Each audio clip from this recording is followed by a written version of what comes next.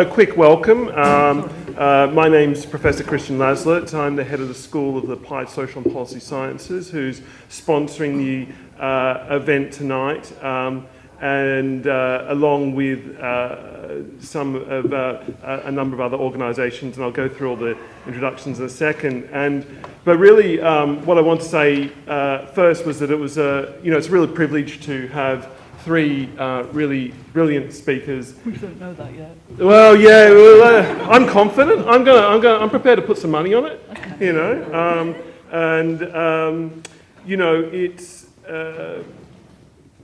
It's really special for me. It's the first time I've been living here for 10 years, and it's been really great. First time I've hosted a full-on roadshow of great Marxist thinkers and scholars. I grew up in, as you might determine from my accent, in Australia, where, you kind of hid your copy of Das Kapital in your cricket kit, and, it's a place where Marxists were kind of synonymous with, like, shorthand. If you want to say you were barking mad, you say, oh, he's a Marxist. No, all right, yeah, don't listen to him. But at the same time, it was a really... I really got immersed within the ideas of Marx at a fairly young age. It was actually courtesy for me of I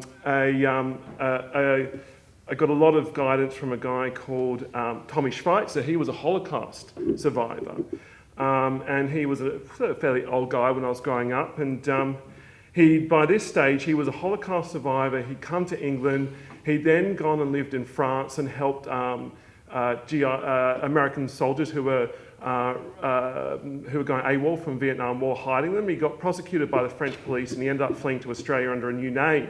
So he was known by Max Watts, and we always used to go through Das Kapital together, going through all the ideas, and he'd be taking them through, and he'd be always really frustrated because I never understood. I said, how does the average rate of profit work again? Can you please explain it to me? And he'd be going, oh, Jesus Christ, but he always used to call himself, I thought he used to call himself a Marxist. And then I suddenly realised one day it was kind of a German lisp, but he was actually saying he's a Marxist. And I said, well, what on earth is a Marxist? And he says, I'm a Marxist. I'm Max Watts. That's the name. I'm a Marxist. And I said, well, what do you know? He says, well, I apply Marx's ideas, but I'm not a doctrinaire, and I'm not one of his disciples. And what I loved about Max was he used to go to all the various, in Sydney we would have these very, sectarian socialist groups, and we'd all fight each other like tooth and nails, all three of us, and fighting each other. And Max would go to meetings and really do a great job at goading people, because he would never take the doctrinaire position he was meant to take, and he'd intentionally go in there to sort of rabble-rouse and shit stir, as we call it in Australia. And it was kind of like for me that was a great training, because it was about seeing sort of the ideas of Marx as a living, breathing, growing organism. It's something that we're heirs to, but something that is much bigger than the originator, something that we have to see as a creative resource, something that we don't see as a stale doctrine, something that we see that needs to grow, that needs to expand. There's so much theoretical ground that wasn't covered back in by the 1870s and 1880s. There's so many new things that have happened since then. It's and I think, what all the speakers here tonight demonstrate aptly through their career is how relevant those ideas are today, but not relevant in the stale doctrinaire.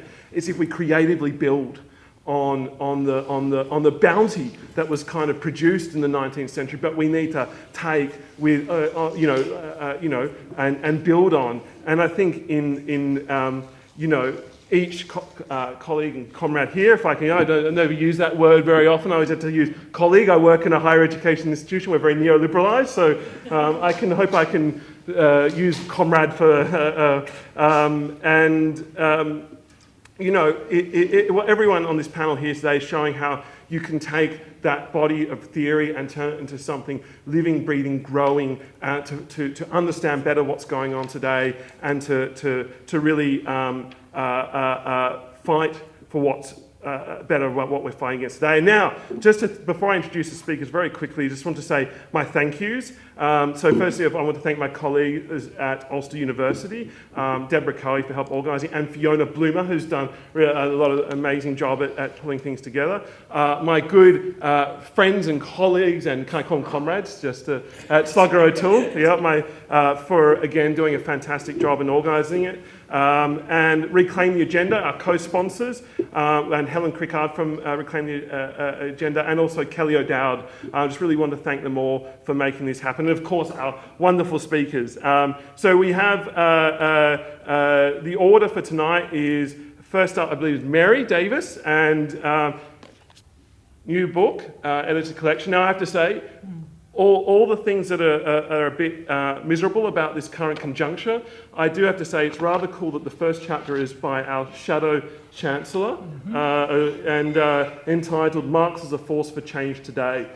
You know what? I tell you what ain't happening in Australia anytime soon, that we're going to have our Shadow Treasurer writing a chapter on Marx. So it's a really impressive collection. And after that, we have Professor John Barrio here, and we've all got a new book out as well. Small man. The Politics of Actually Existing Unsustainability. And then last but certainly not least, Costas Lapavitsas, who's a Professor of Economics at the School of Oriental and African Studies, University of London, author of this fantastic book, The Left Case Against the EU, and was a member of the Greek Parliament for Syriza back in 2015. And again, just to say, I mean, I think there's an interesting kind of parallel between the work of Costas and John, in that you kind of, I really came to Costas' work because his work on finance capital, and I mean, something that he was quite pushing the argument is now becoming much more mainstream, where you're seeing like organisations like the Tax Justice Network really taking that argument that finance capital is not only bad from a socialist perspective, it's bad from a capitalist perspective in the way it's grown and become an extractive, pernicious force. And we're seeing now that argument is actually penetrating the mainstream in a really powerful way. And we're seeing, but also at the same time, another really corrosive force today is the way that capitalism is absolutely churning on to our imminent destruction and going, we here, isn't this great? Let's keep going till it's all done. And I think that's the kind of two forces today of socialism or barbarism. Finance is trying to propel the barbarism, and the barbarism is the one we're going to face is not going to be a kind of a fascist totalitarian totality, though that may occur. It will be the destruction of our ability to sustain life on Earth. So on that note, I shall hand over to our brilliant speakers, and Mary, I think you're kicking off. Okay. Do I use that? No, you. Well, I could. No, I don't think. I don't know. Can you're you mic'd up. Yeah, you can go. Right. Well, to quote Max rather than Marx, I don't want to goad anybody. I want you all to actually agree. So it's not going to be this is not a sectarian rant, I hope, but I do want to talk about the significance of Marxism in the 21st century, that because it is a living, breathing, growing organism, to quote you. The governor of the Bank of England actually said that if the economic crisis worsens, Marx and Engels may again become relevant. I think Marxism is relevant, especially in these troubled times, these troubled Brexit times. We have got a ruling class crisis in this country. So to try to explain why Marxism is relevant, that's my purpose, I want to look at whether or not Marxism actually does really help to change, or is it a living theory which enables us to understand the world and which as a practice helps to change it. So what I'm doing is giving the, if you like, the macro picture. I don't think that either of these are giving micro pictures, but they're more specific than what I am. So my starting point is to revisit Marxist theory in a very contracted sort of way. So Marx's conception of history, economics, politics and philosophy, I think was a very penetrating analysis of historical change, the interaction between modes of production, relations of production, and the consequent class struggle which generates such change. Engels expressed this, I thought, very well in his oration at Marx's graveside in 1833. Basically, I'm not going to quote Engels, but the essence of what he said was that Marx discovered that social being determines consciousness.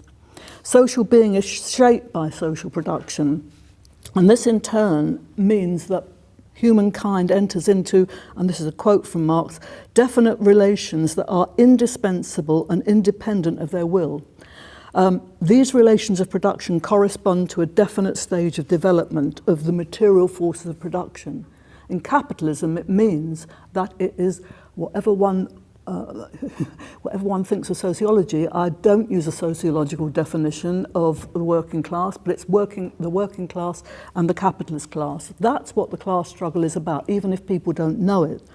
Each mode of production generates its specific relations of production: peasant society, capitalist society, slavery, and so on. And this has often been, I think, incorrectly interpreted as economic reductionism.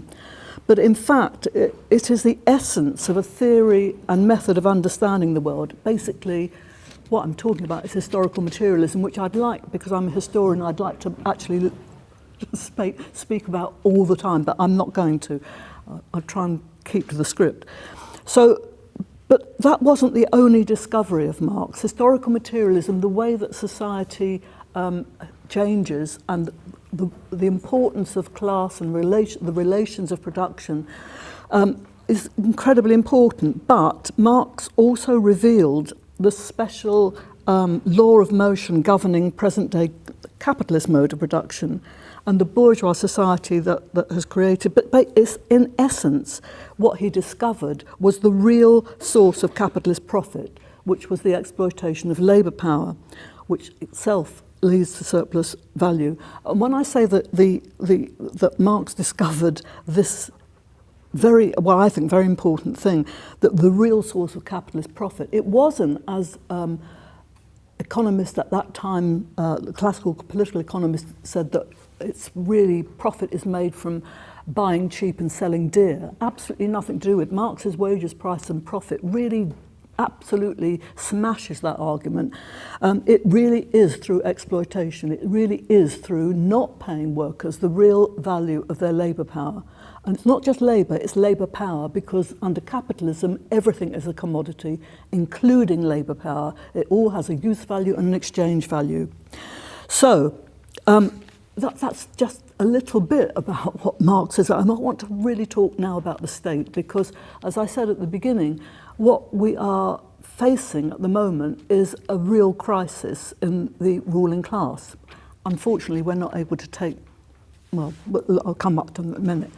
So, there's a very interesting, people say that Marx didn't say anything about the state. In volume 3 of Capital, he said the following, and I'm going to quote it because I think it's really, well, not only do I agree with it, I think it's very, very important. He said the specific economic form in which surplus labour is pumped out of direct producers determines the relationship of rulers and ruled. Upon this, that is the relations of production, is founded the economic community and simultaneously its specific political form. The relations of production reveals the innermost secret, the hidden basis of the entire social structure, and with it, the political form of the relation of sovereignty and dependence, in short, the corresponding specific form of the state. And Marx said in the German ideology, of course, that the state represents the economic interest of the class that dominates. And in capitalist society, it's the capitalist class. So the modern state doesn't just consist of parliament. Parliament is a window dressing. The state, I'll come on to what I think the state is in a moment, but it's not just parliament. So the executive, he says in the Communist Manifesto, the executive of the modern state is nothing but a committee for managing the common affairs of the whole bourgeoisie. And that's he repeats that in his historical writings in the 18th Brumaire, class struggles in France and so on. Really very, very, absolutely, I think it's actually very subtle, because when he says it's for managing the affairs of the whole bourgeoisie, whole is the key word here. The subtlety of Marx's analysis points out that the ruling class in society doesn't agree in which direction it should go. And there are plenty of historical examples for this, and today is one of them. But basically, in Britain in the 19th century, the ruling class was divided over the question of protection versus free trade, the mercantilist landowners versus industrial capital. And this led to a major ruling class crisis, the only one I can think of that is a bit like today.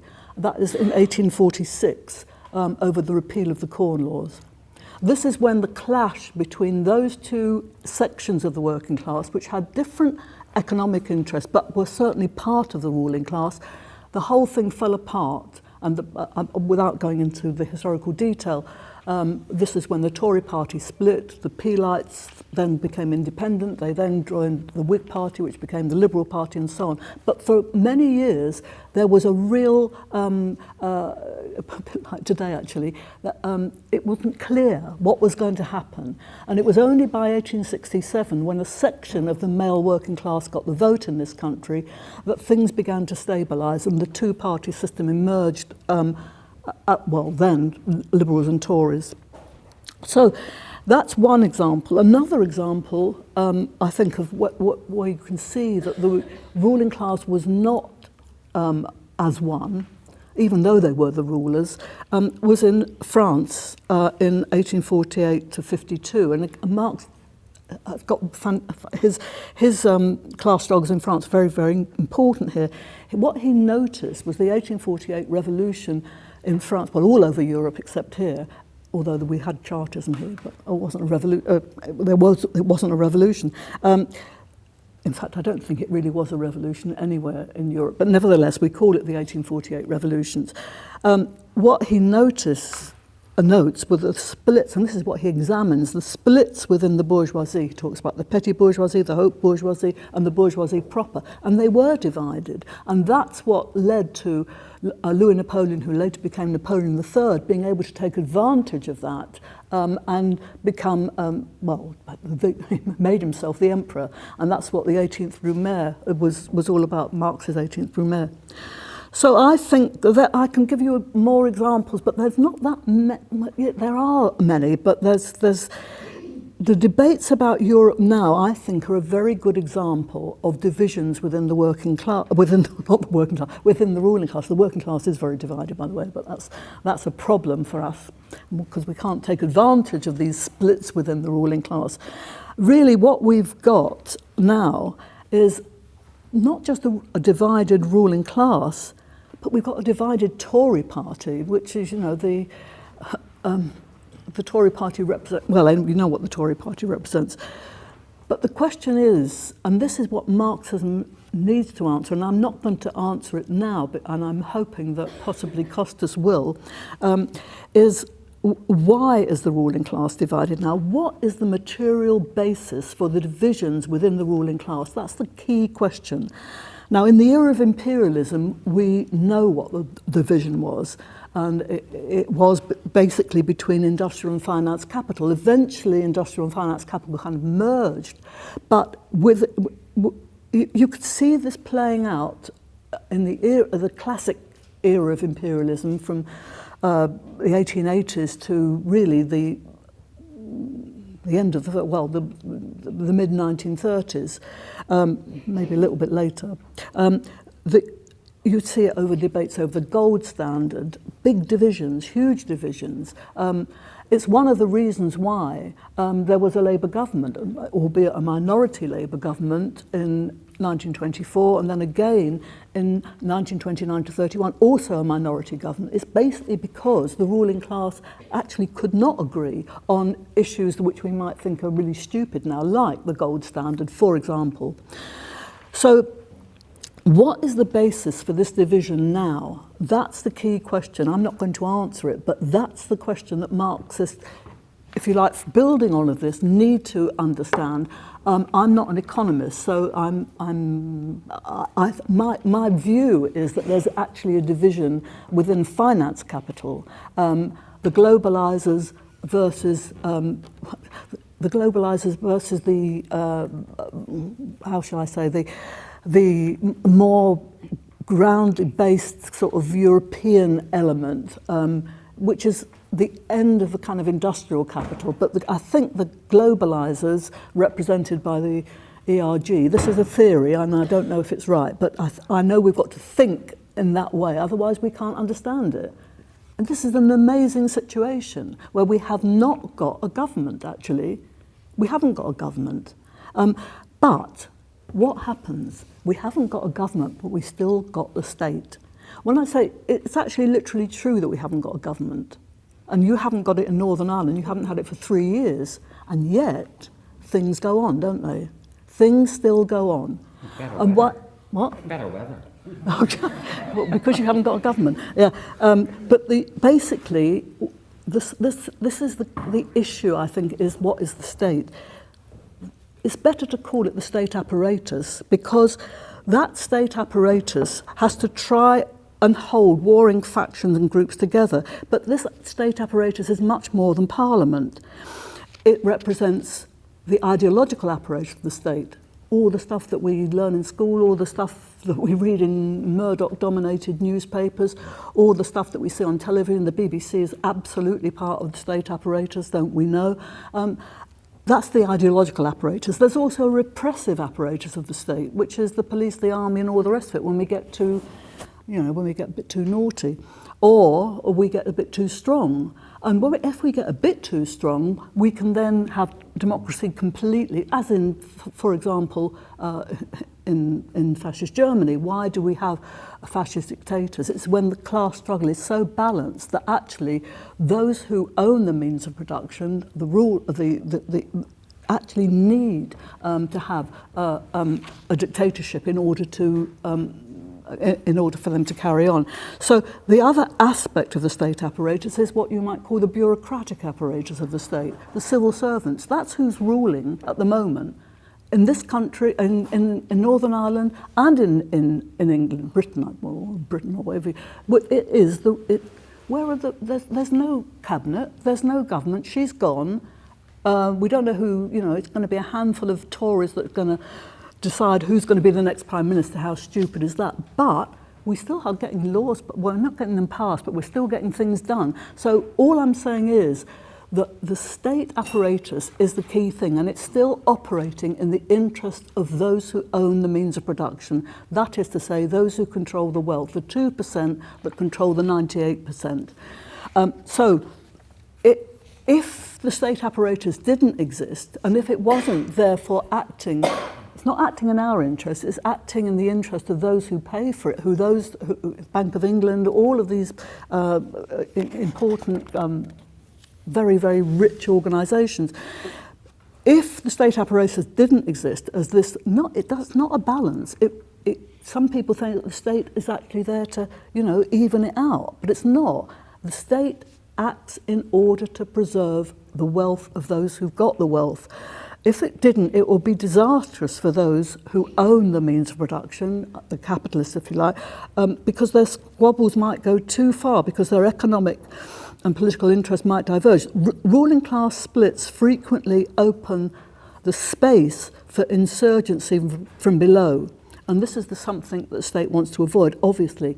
Why haven't we got insurgency from below? Lenin said that a revolutionary situation would exist if the ruling class can't go on in the old way and the working class won't let it. Unfortunately, our working class at the moment, because of the question of consciousness, because of the question of socialist consciousness, it is letting the ruling class getting away with it. So we've got a golden opportunity for real social change, which we're not actually at the moment able to take advantage of. So basically, supporters and detractors of Marx have acknowledged the profundity of Marx's analysis of capitalism, but most people are unwilling or actually terrified of his revolutionary remedy, which is socialism. people don't want to talk about it. They can say, oh yeah, Marx was very clever. He was really, yeah, they can even, as I say, the governor of the Bank of England can say, yeah, quite clever. But they don't want socialism. But theory without practice for Marxists is a purely abstract academic exercise. This is, I think, the meaning of what is written on Marx's grave, the critique of this of the idealist philosopher Feuerbach. I'm sure you all know this, the great quote, philosophers have interpreted the world in various ways. The point, however, is to change it. And if Marx was only just built on an academic understanding of capitalism or of class society, I don't think it would be particularly useful. The essence is the unity of theory and practice, which we could call praxis. That lies at the heart of Marxism. So basically, Marx didn't say it all, and this is coming back to what you were saying. If we call ourselves Marxists, I certainly do, if we inherit that tradition that he founded, we have to renew Marxist theory by applying it and his method to analysis of 21st century capitalism and its political form. That's really the issue as far as I'm concerned. It's not an easy task. It requires a root and branch renewal of Marxism, not just to counter its detractors, but also its alleged supporters. I think there are obstructive tendencies in the way of this. One is dogmatism, and the other is revisionism. Dogmatism basically says Marxism is omnipotent because it's true. Well, it might be, but that doesn't get us anywhere. This was very prevalent in the former socialist countries, and it failed to develop Marxism adequately after Lenin. I do think Lenin actually did develop Marxism, and I'd love to be able to say why, but I can't. Now, the other real difficulty that we're faced with Marxism was Eurocommunism. Eurocommunism basically asked the relevant questions but gave anti-Marxist answers, which provided the ideological underpinnings, I would argue, for a resurgence of right-wing social democracies. For example, Blair, who actually did take the Eurocommunist line and try to put it into practice in a way. Used the language but didn't get the answer, but the answers that he gave were absolutely useless. So the relevant questions for today have remained unanswered. And in the post-war period, post-Second World War period, communists who were supposed to be the guardians of Marxism made the mistake, and it's a huge mistake, of underestimating the ability of capitalism to withstand crisis and to renew itself.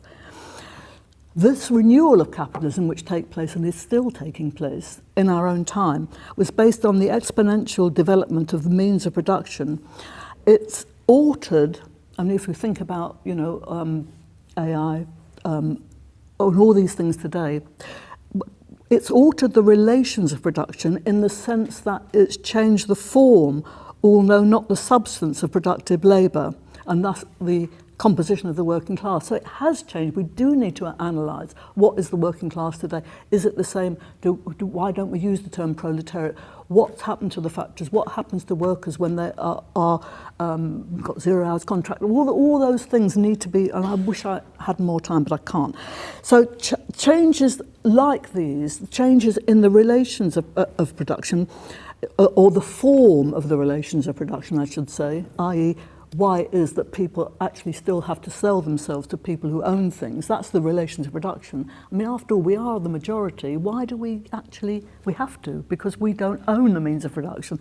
So basically, these changes have to be analysed and understood from a Marxist perspective, but within a framework, and that framework has to understand the antagonistic relationship which pervades between capital and labour. And Marx put it a lovely way, I think. He said, at a certain stage of their development, the material productive forces of society enter into a contradiction with the existing relations of production. Forms of development of the productive forces. These relations turn into their fetters. But then he says, then begins the era of social revolution. And we're not there yet, that's for sure. So social revolution isn't axiomatic or automatic, otherwise we would just be determinists. We'd say, well, actually, given that we are the majority of the population, we should have had a revolution, and especially we should be exploiting this ruling class crisis. But class struggle is the motor, but only class consciousness can lead to revolutionary outcomes. And that is through political and ideological struggle. So people who don't actually, who might, probably won't consider themselves to be working class because they don't understand that economic relationship, might say, well, I'm middle class, whatever that means. But if you have to sell your labour power for a wage, whether you like it or not, you are part of the working class. But that doesn't mean you've got class consciousness. And this is where theory and Marxism and the socialist theory is so important. It's through political and ideological struggle that the level of class consciousness can be raised. And this really underlines the vital importance of developing revolutionary theory in order to understand all these issues which we're faced with today. If we don't understand it or misapply Marx, either Marx can be really consigned to the dustbin of history, to the great thinkers of the 19th century, to be studied only, just studied sometimes. But or if it's misapplied, it can lead to grave misunderstandings on the nature of modern capitalism and imperialism. And I've already mentioned Eurocommunism, but there's lots of other things that I could say, but I know that I've got to hurry up. So there are issues about which Marx, writing during the first phase of Britain's Industrial Revolution, and we're going to begin to go through a second one soon, said little or nothing at all. But the relevance of Marx's analysis is not historically fettered. Not if we understand it properly. It lies in its application to an understanding of the political and economic and ideological realities of our era. So, for example, what is new and developing? Subjects of current importance, the environment and ecology, which you're going to talk about, artificial intelligence, art and literature, for example, as well, populist nationalism, which we're facing with it's horrendous stuff now, from India to Trump to most countries in Europe. Populist nationalism, why is that happening? We need to understand nationalism much better than we do, actually. And I'm only raising these because I think this is how we've got to think. We've got to have an analysis of these things, otherwise they swamp us. Women and gender, the role of the modern state, and of course Brexit. And this is where I hope that we will get much more analysis now, and it's not my job to do it. But all of these have to be with the intention of renewing rather than revising Marxism. Renewing is the question. Applying an analysis which isn't just a dogmatic thing that just quotes, as I've heard so many times, quotes, just think, well, like I did actually, saying philosophers only interpreted the world. Anyway, apologies for that, but I think it's a good one. But it's a question of applying it. And if philosophers did try and understand the world in various ways, well, we've got to do that as well and get the right answer. So, renewing rather than revising Marxism, that was the purpose of the book. It came out of a conference celebrating 200 years since Marx was born. It was actually held at your place, SOAS.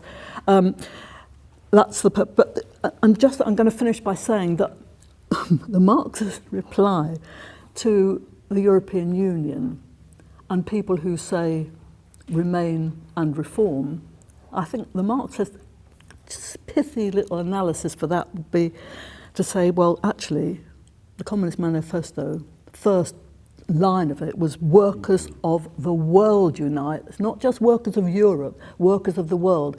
And I would say also that those people who think or who liked the Labour Party manifesto for the many, not the few, I would say you can't have that if you're in the EU. That rhymes, by the way.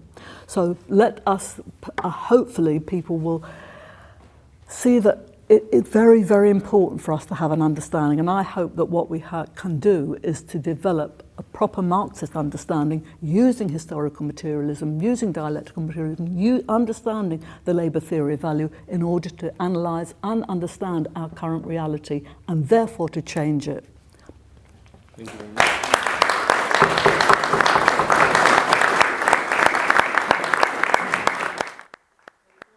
Time for questions at the end, and I think what we might do is actually jump on. Then we'll have a 20, 30 minutes at the end for questions. So I'll pass over to you. That's great. Thank you all. I'll stand up because I'm a small man, and so you can see me. So from Marx, Max, and now in the Mac. So Costas, over to you to come up with another M at the end. Why is it easier to imagine the end of the world than the end of capitalism?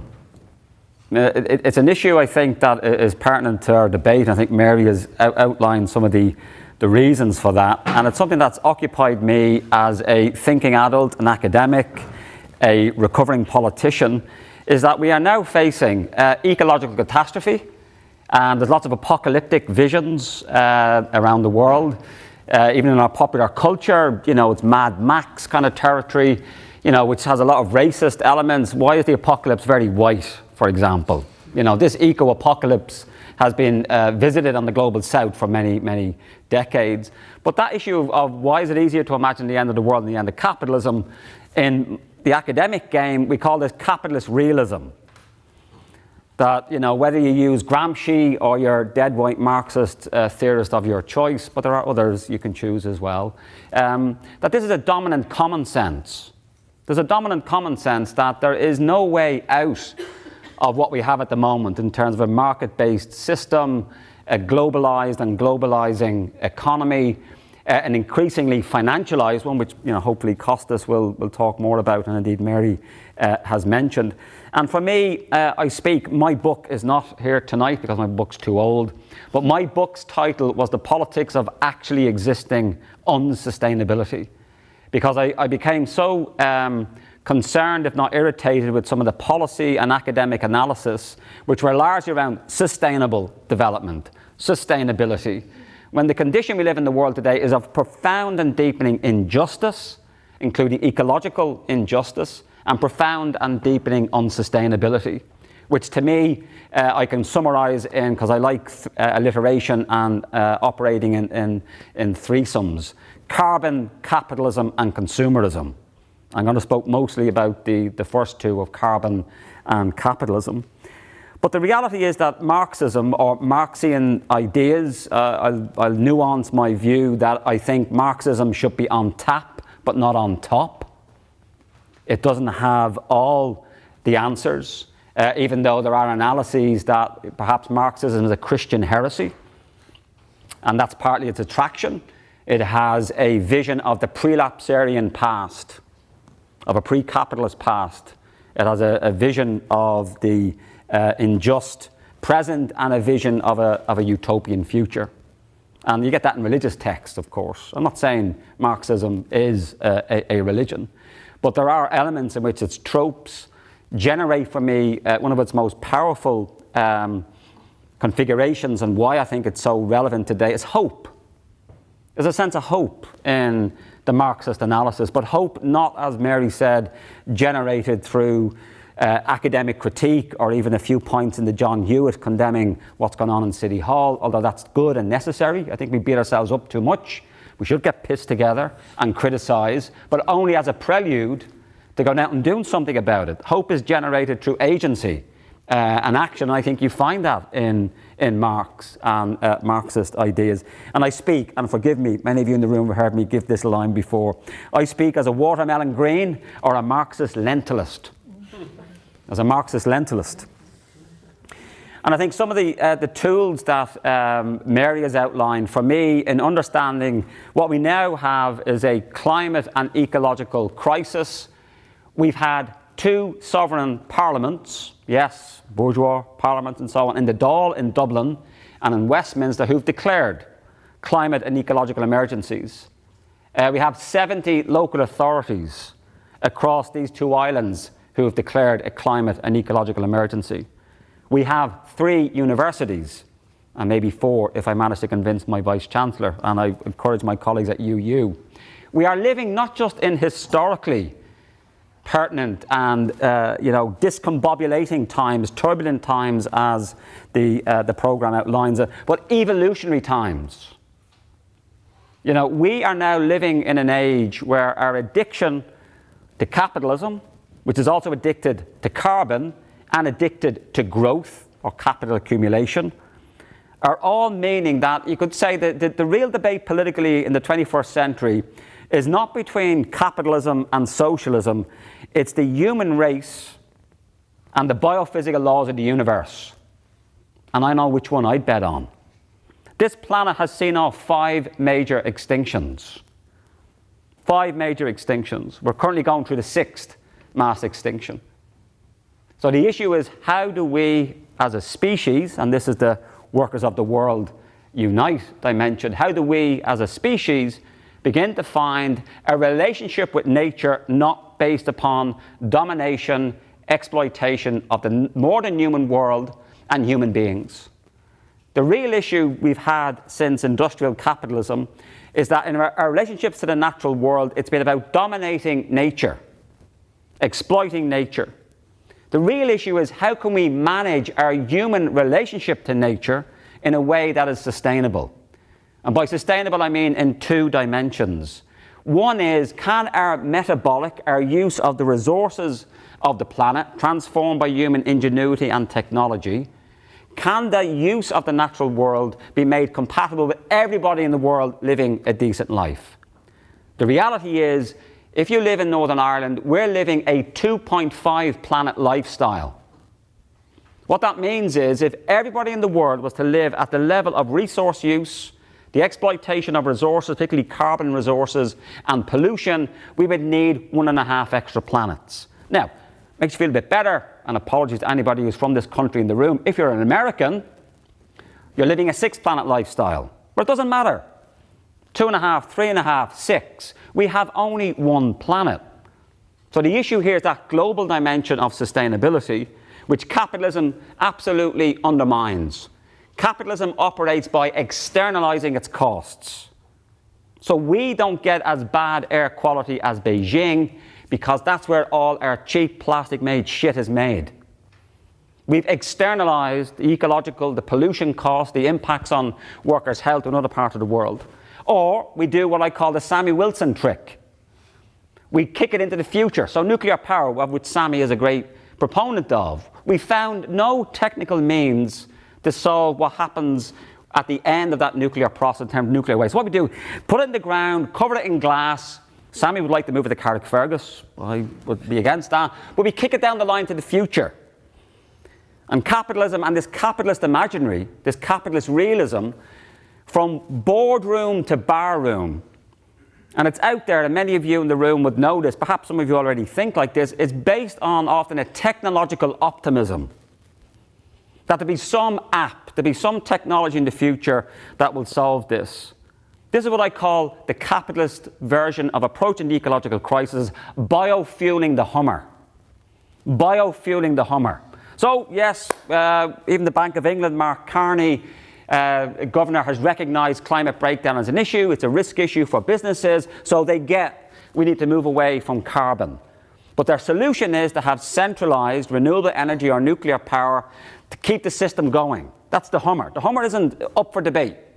Capitalism, the current globalising system, financialised and so on. What we need to do is to decarbonise and get a green version of it. Well, I'm not interested, either as an academic, an activist or a parent, to simply get a green version of the current shit show. But that's what's on offer. That's the capitalist imaginary of biofueling the Hummer, often based upon a mythic versions of technological innovation. For those of you who know a little bit about climate negotiation and climate science, we've had a great breakthrough in the Paris Agreement of 2015. But if you read the details of that climate agreement, it has a black box of technological innovation which we've not even discovered yet as part of the plan. That's how bad it is. We have to invent. And we think of ourselves as modern because we have wine of a Friday night in the Mac and we have nice iPhones. And somehow mythic thinking is a thing of the past. We have a myth based upon this almost desire and belief that technological innovation will save us. It's also tied to the other aspect of capitalism, which is beyond carbon, or it's related to carbon though, it's growth. We have this dominant myth of scarcity that we have to solve by growth. Well, why can't we redistribute things? The issue always, the dominant narrative, particularly in neoclassical economics, which is the dominant form of capitalist economics, is around producing more. That's how we solve what's called the economic problem, for any of you who've done university or secondary school economics. Essentially it is that the economic problem is we have infinite wants as human beings and we have finite means. And the solution is always more growth. Well, on the one hand, we can manage our wants and we can distribute the means by which we can satisfy those wants in a more equal manner. So in other words, if you're a socialist, if you're an egalitarian, we should always question the growth imperative. Don't get me wrong, from a low base of economic development, growth is good. But what we should be questioning is orthodox GDP capital accumulation growth as a permanent feature of the economy. Well, that's a lot in there. So growth is orthodox GDP growth as a permanent feature of the economy. You know, if I wanted to increase Northern Ireland GVA, that's gross value added, that's our more regional version of GDP, I shouldn't have cycled in like a good hobbit that I am. I should have got my car, drove into a few cars on the way, smashed those up, got really annoyed, got into the John Hewitt, got really pissed, spend money, ring my wife up, say about and divorce. That's a horrible story. But every step of that chain I've described would have added ching-ching to Northern Ireland GDP. Suddenly, when we divorce, we need 2 cars, 2 houses, 2 sets of cheap plastic-made Chinese shit for our kids, all of which adds to GDP. The capitalist economic system, as measured by GDP, does not differentiate between good forms of production and consumption and bad. It is amoral and indifferent. The same is it comes to the realm of employment and production. John Maynard Keynes, you know, we've forgiven the sexism of the time and the class composition of his analysis. He said, when I marry my housemaid, GDP goes down. And many of the feminists in the room would recognize that. Why is it the unpaid work of women never gets included in our economic bulletins on the BBC and so on? Oh, you know, the FTSE goes up by whatever. And oh, by the way, the unpaid work of women this week has gone up by X amount. We never hear that. In other words, GDP is the wrong measure. It's a wrong indication of what the economy is about. Wars are good for the economy. And wars are linked to carbon energy. We had an oil war in 2003 in Iraq. Part of the geopolitics between the EU and European countries and Vladimir Putin's Russia is around oil and gas.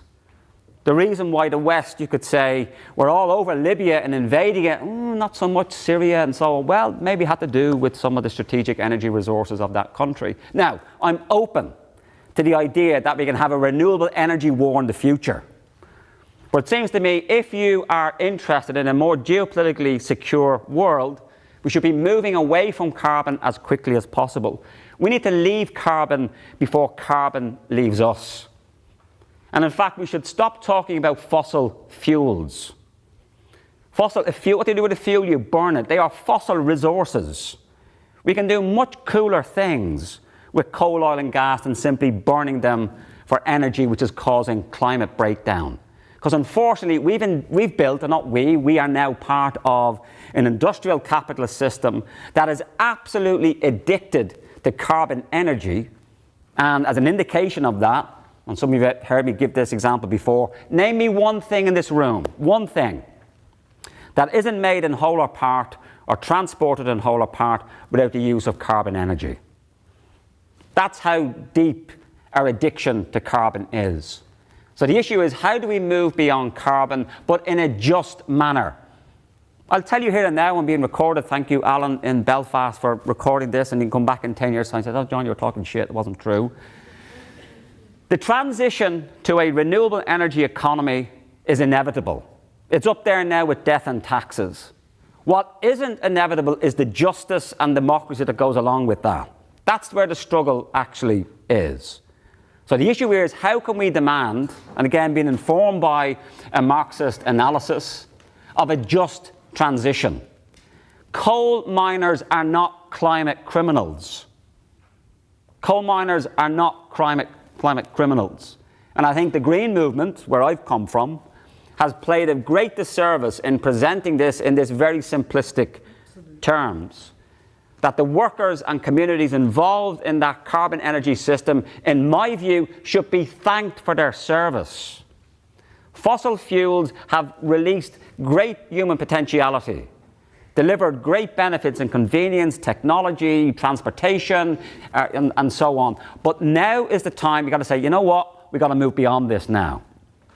So the issue is we've got to be upfront. The science is telling us we need to leave carbon before carbon leaves us. We are cooking the planet, treating the planet as an open sewer and calling it progress. That time is now coming to an end.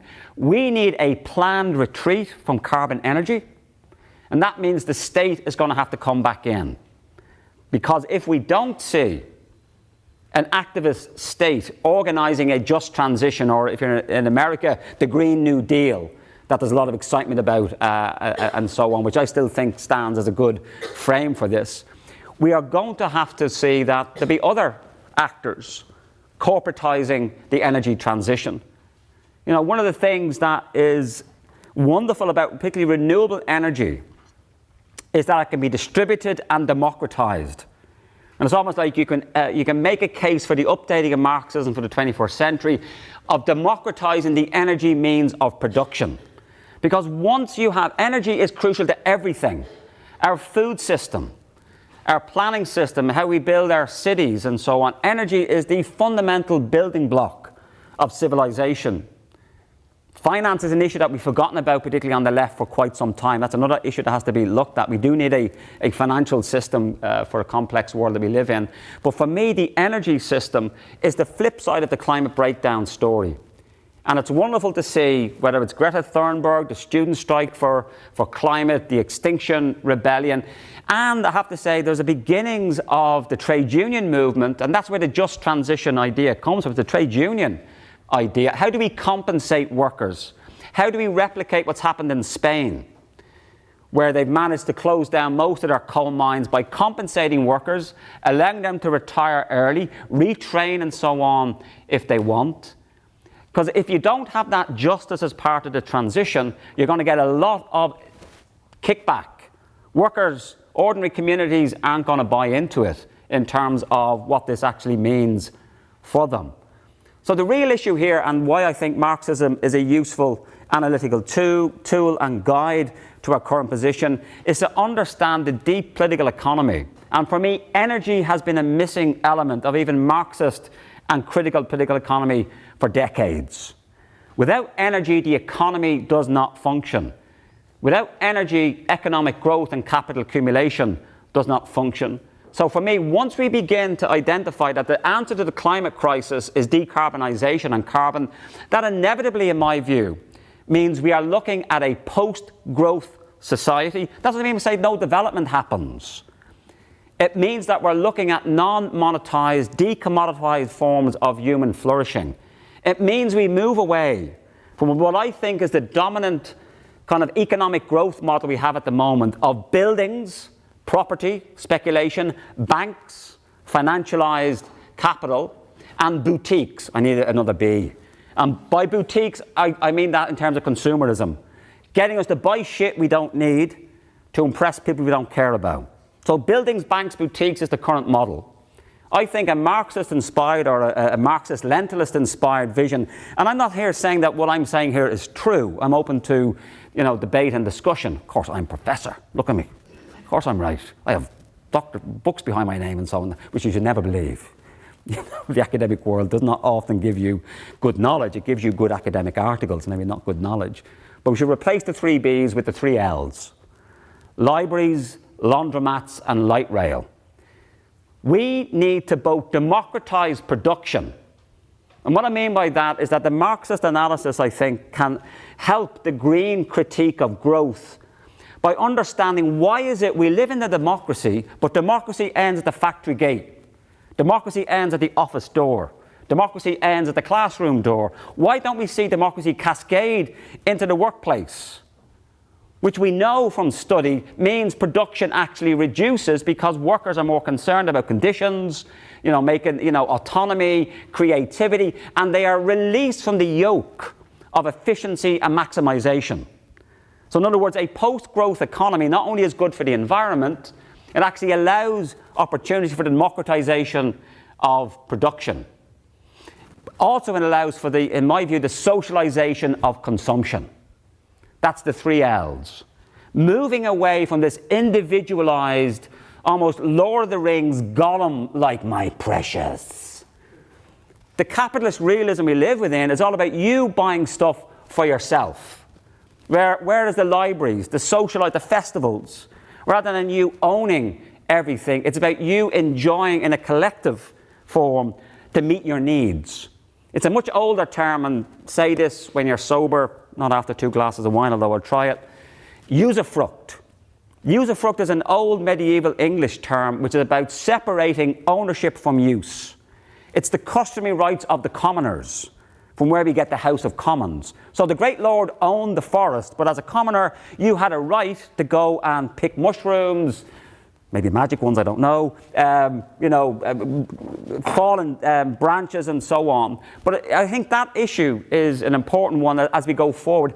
The issue is, how do we meet our needs in a way that's as efficient ecologically as possible, so that good lives don't have to cost the earth, where we're reducing our ecological footprint. And guess what? Libraries, laundromats and light rail also create social solidarity. One of the most corrosive aspects of this capitalist realism we're in now is that it absolutely undermines and it individualizes our experience of meeting our needs. So the decommodification of meeting our needs, in part, in my view, is around both democratizing production, but also then about socializing consumption. Now, not everything we can share, like a book. I think underwear and some of the things we might want to have on our own. But the issue is, how do we begin to extend those processes of socialized consumption, democratized production? And I think we have to be upfront. This is moving beyond the growth-based economy. We're talking about a different form of development. We're talking about maybe where public health becomes a better indicator, where measurable forms of human flourishing and mental health. Why don't we see these as the measures of our public policy, not this obsession with GDP? Does anybody's heart in this room sing when you hear GDP is up? Most of us don't know what it means. I think people have some sense it's important. What they mean usually, it's about employment. It's about social services, public services. So why don't we make those things the focus of our public policy? But to finish up, we need to start seeing that the challenge of addressing the climate breakdown crisis, and we should start calling it climate breakdown, climate disruption, climate chaos. To quote George Monbiot, calling it climate change is like calling an invading army unwelcome guests. We have a very short window to deal with the climate crisis. But the issue is, as I say, that transition to me is inevitable. We're a very resilient species. But here's the thing, you do not need democracy to survive. You do not need human rights to survive. You don't need justice to survive. And that is the challenge for us. Not that we as a species won't make a transition to something beyond a climate chaos state, but at what irreparable cost in terms of human suffering, potentiality, and goodness that could come out of this transition. So for me, that's what Marxism stands for, as an inspiration, a critical analysis, but we have to connect agency to hope. Here endeth the secular sermon. Thank you. The way I always think of Marxism is really a tool, a means, a set of ideas, a set of practices and political beliefs and values applied to concrete problems, applied to the problems of today, the problems that society faces. That seems to me like a very good way of demonstrating the relevance of Marxism. And what better issue than, of course, the only live issue of the day in the British Isles, which is Brexit, of course. So I thought that what might be of interest would be to give you a Marxist take of Brexit, how to think of Brexit from a Marxist perspective. Now, For that, I haven't got much time. I'll get on with it immediately, being an old-fashioned Marxist in many ways. We have to start with the transformation of the UK economy in the first instance, in order to understand why we're here with Brexit. Now, transformation of the British economy began in 1978, roughly, with Maggie Thatcher being elected to power. That's the year I came to Britain, incidentally. So I've lived through it, 4 decades of it. I'm not exactly proud of it, but there you are. Not your fault. I know. And I didn't come for the food either. But You're doing so well. But there you are. There you are. The economy has been profoundly transformed in a neoliberal direction. Began by Maggie Thatcher in 1978. Everybody knows that. What is this transformation? Very, very simply put, it is a shift of the balance of the British economy in the direction of services. 80% of the GDP that was mentioned previously is now produced in the service sector. The most powerful and eminent component of that is, of course, the City of London. The rest is produced elsewhere. About 10% in manufacturing, which is the second sort of significant component, much reduced from those days, relatively speaking. The output is bigger, but everything else has grown. The manufacturing is proportionately smaller, but I want to stress, manufacturing remains important.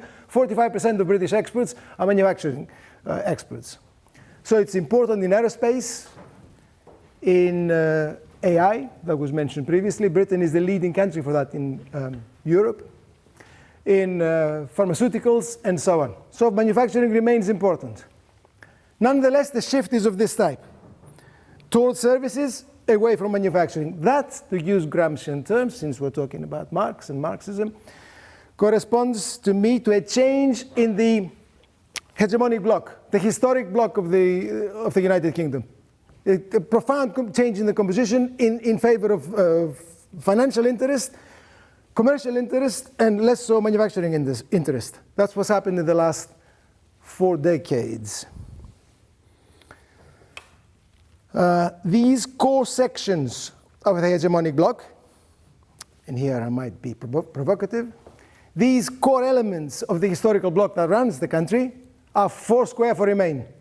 These people have explained clearly that they want to remain in the European Union. They're not in the monetary union for reasons that we can discuss, but they want to remain in the European Union because that suits their interests best. They've left no doubt at all to anyone about it. The manufacturing interest and the City of London interest, they want the single market and they want the customs union. And they've repeated that time and again. That's point number 1.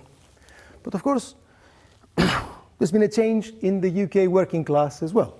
It isn't just the top of society that changes when the economy changes. It's also, of course, the working class that also changes. And the transformation has been of the same type, the natural continuation of that, which is, of course, a retreat of the blue-collar layers of the working class. The typical image of the workman with a cloth cap and all this, that doesn't exist effectively today. A typical retreat of all blue-collar labor, the rise of white-collar labor, with everything this means today, which is, of course, precarious employment, the youth employed in these kind of jobs that are poorly paid and of that kind of work, particularly in the south of England, and therefore a change in the composition of the class of that type. At the same time, we've had the retreat of trade unions. Trade union membership declined from about 15 million in 78 to about 6 million today. And a large proportion of that is in the public sector. The private sector is much less unionized compared to the public sector and compared to itself previously. And of course, the capital. The strike activity, the levels of strike activity in the 2010s have been the lowest since records began in 1890, 1891 to be precise. So, to use a Marxist term, the class for itself barely asserts itself. It's barely noticeable in Britain. In other words, as a self-confident, aware of its historic importance and aware of itself social agent, you'd be hard put to find it in the UK. The last point I want to mention about the transformation, I'm putting Brexit in context, you understand? The last point I want to make about the transformation is also quite important, I think.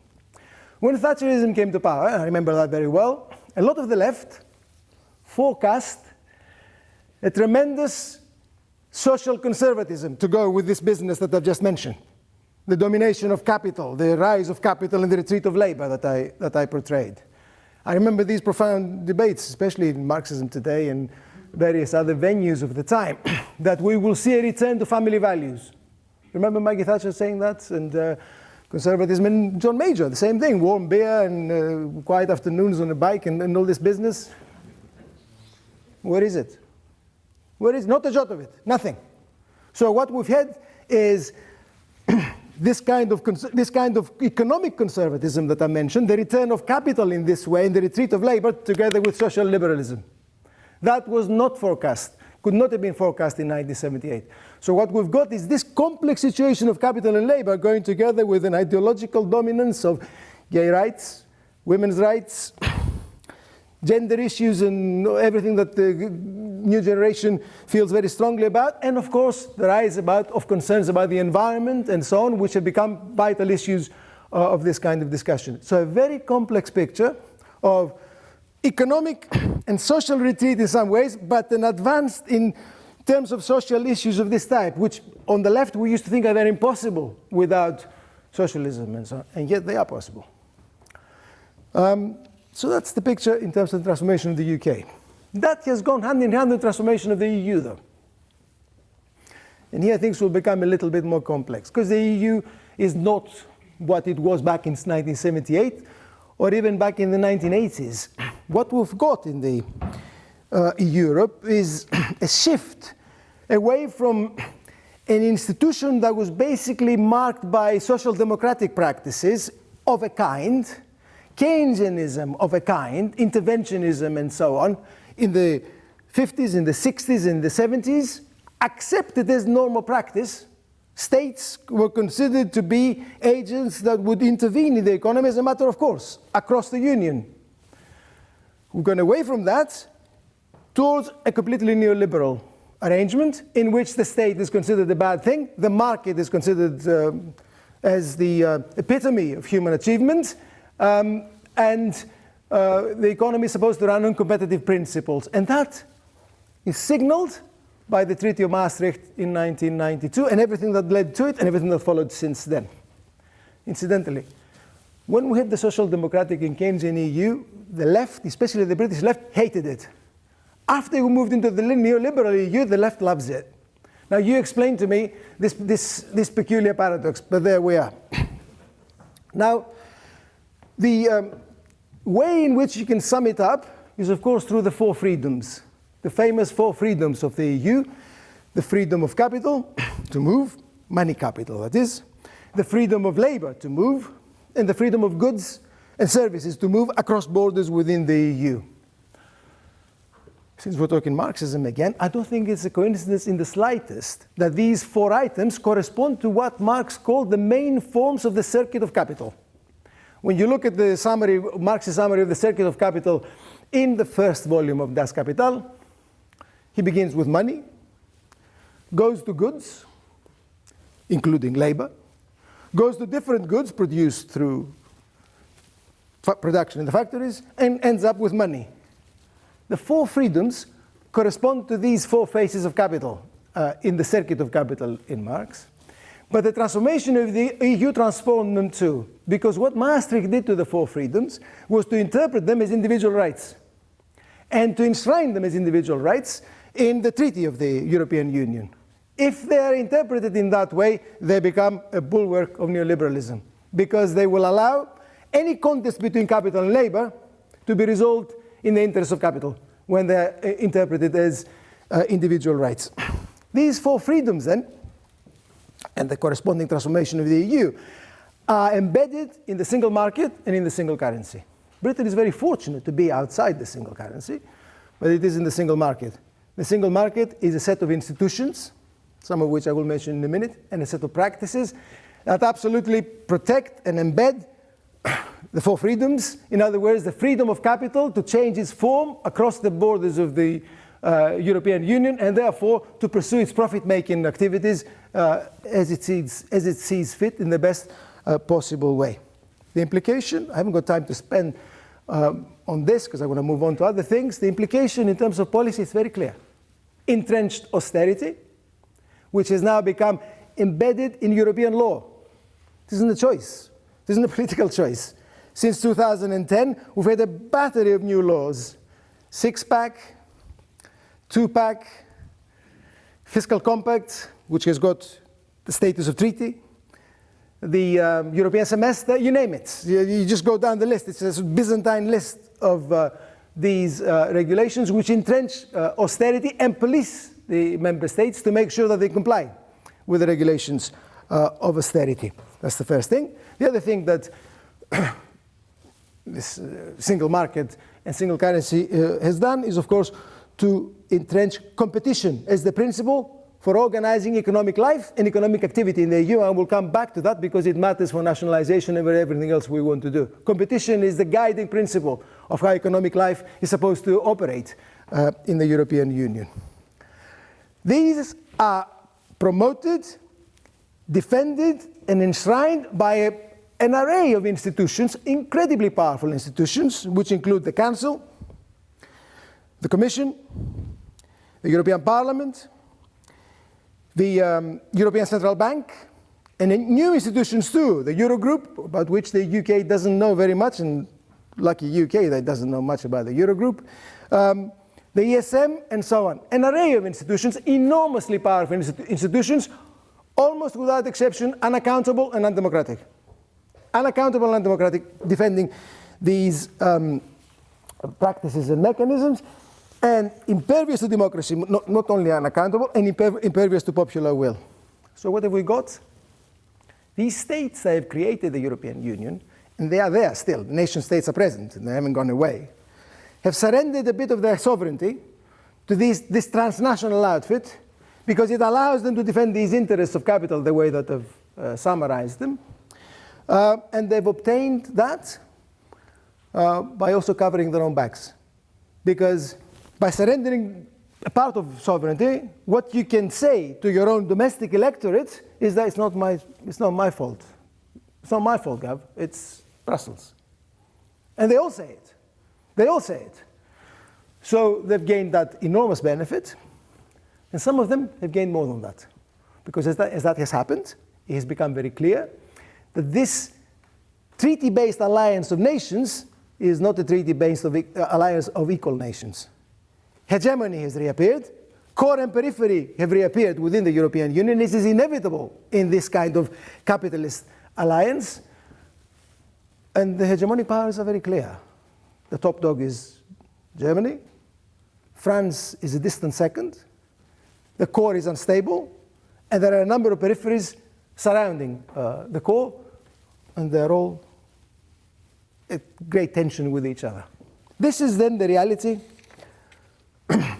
of Europe, and the transformed state of Europe from a Marxist perspective, and that's the transformed state of the UK. Now, what's Brexit? Now, we can talk about that for a long time, right? So you'll excuse me for being brutal in my summarization of it. Brexit, I will use Gramsci for this. Brexit is a deep division within the UK ruling bloc, which Mary mentioned previously. It's a deep division within the UK hegemonic bloc, which I summed up for you. But what kind of division? It's not an economic division, and it's not a social division. It's not a split between one type of capital, which has got certain types of interest, and another type of capital, which has got different types of interest, and there are daggers drawn. It's not that. It's a political division. It's fundamentally a political division. The core sections of the UK hegemonic bloc are clear. They want the European Union. There's no question. I mean, Jacob Rees-Mogg, poor man, I mean, what he advocates is just nonsense. Britannia will rule the waves again. On what grounds? We will bring in cheap food, and that will allow us to compete. I mean, that's just fantasy. Big business and big banks in the UK know very well that the EU is the economic future. So it's not an economic split, it's a political split. What it is is a split within the ruling class about sovereignty, which I mentioned before, about surrendering even those bits of sovereignty to the European Union, with all that this means in terms of migration into the country and so on, and laws. This has got a peculiar status in this country because of its imperial history, because of its traditions over the decades and so on, and that has magnified itself to such an extent in the political system that it has paralyzed the Tory party. The Tory party is paralyzed because of this, and that is an astounding historical development. The main voice of the British ruling class, of the hegemonic bloc that I mentioned, has ceased to speak for that hegemonic bloc. Boris Johnson, who will be the next Prime Minister, perhaps, if we're unlucky, of this country, actually declared, he said, fuck business. I didn't say it, he said it. It's unconscionable that one of the leading people of the Tory party can say that. They've ceased to speak for the main interests of the British ruling bloc, and that represents a failure not only of the political structures of Britain, but more deeply of the way the state works as well. A malfunctioning of Parliament, a malfunctioning of the institutions that surround Parliament. It is what Gramsci called an organic crisis. This is an organic crisis for the British ruling bloc, in which the ruling bloc is paralyzed. They cannot take the country forward. They cannot decide what to do. They cannot resolve it. But neither can the working class. Neither can the other side, because he hasn't got coherent ideas for reasons that I will explain in a minute. Or to put it slightly different, May's deal, appalling as it is, would have been acceptable to the British establishment. They said it. They said all you need to do is read the pages of the Financial Times. Some variant of May's deal would have been acceptable to them. Some kind of deal like that, and why not? They get access to the single market. They get out of that ridiculous rigmarole of the European institutions to which they've got to pay, and they know it's a shambles.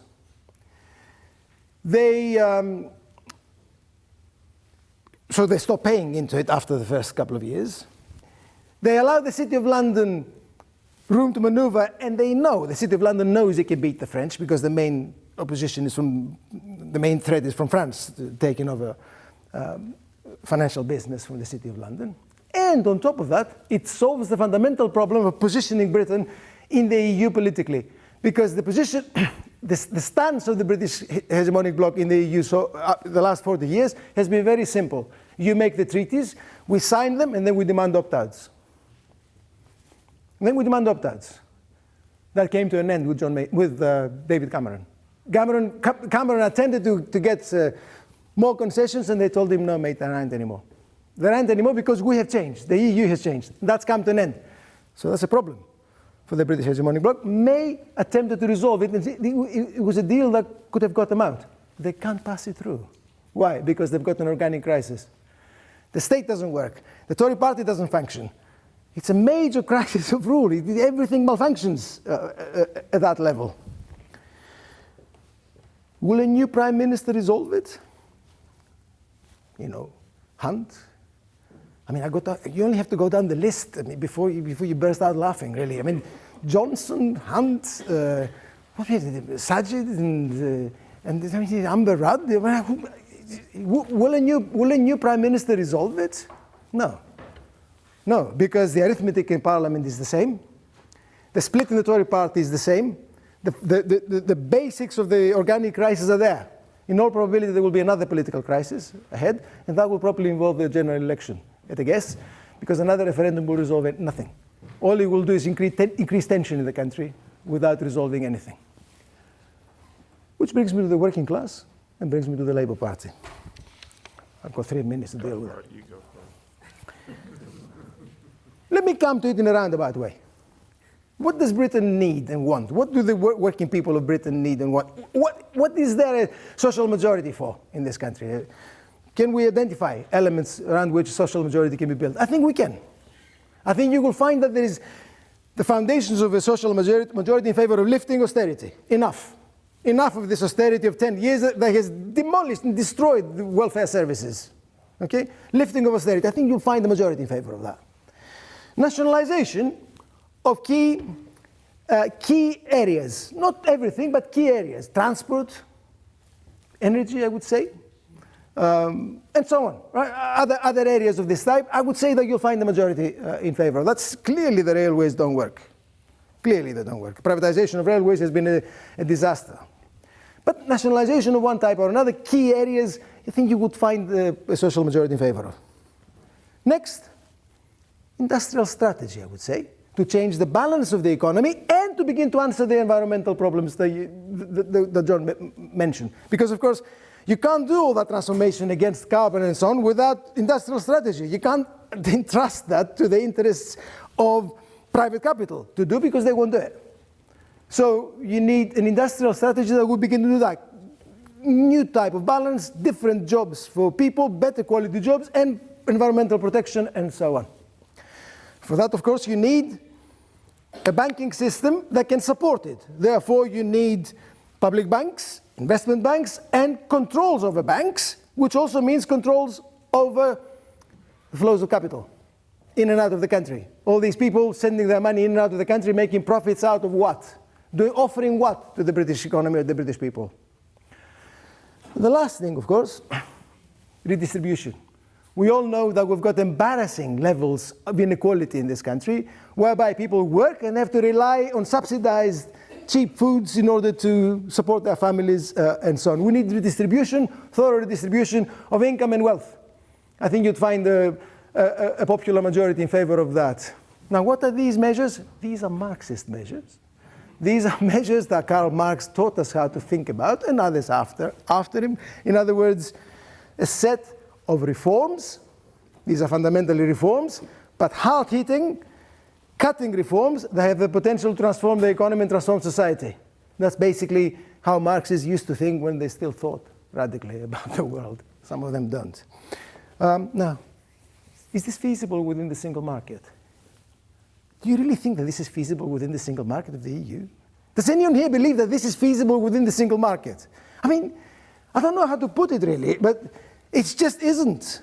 It just isn't feasible within the single market because the four freedoms will stop you from making any serious progress in these fields. And not only this, you will also be faced with sustained political opposition. A socialist government that attempted to do all these things, because only a socialist government can do it, will face sustained political opposition from Brussels, from the leading organizations of Brussels, because they don't want socialism, they detest socialism, and they will do that in cahoots with the domestic elite. Some people think we will have advanced so far by the time Brussels get the message that we will snooker them. Which planet do you live on?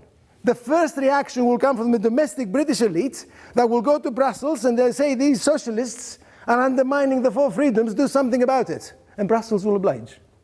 That's exactly what's going to happen if you got a radical socialist government that attempt to do these things. But maybe we can do that through remain and reform.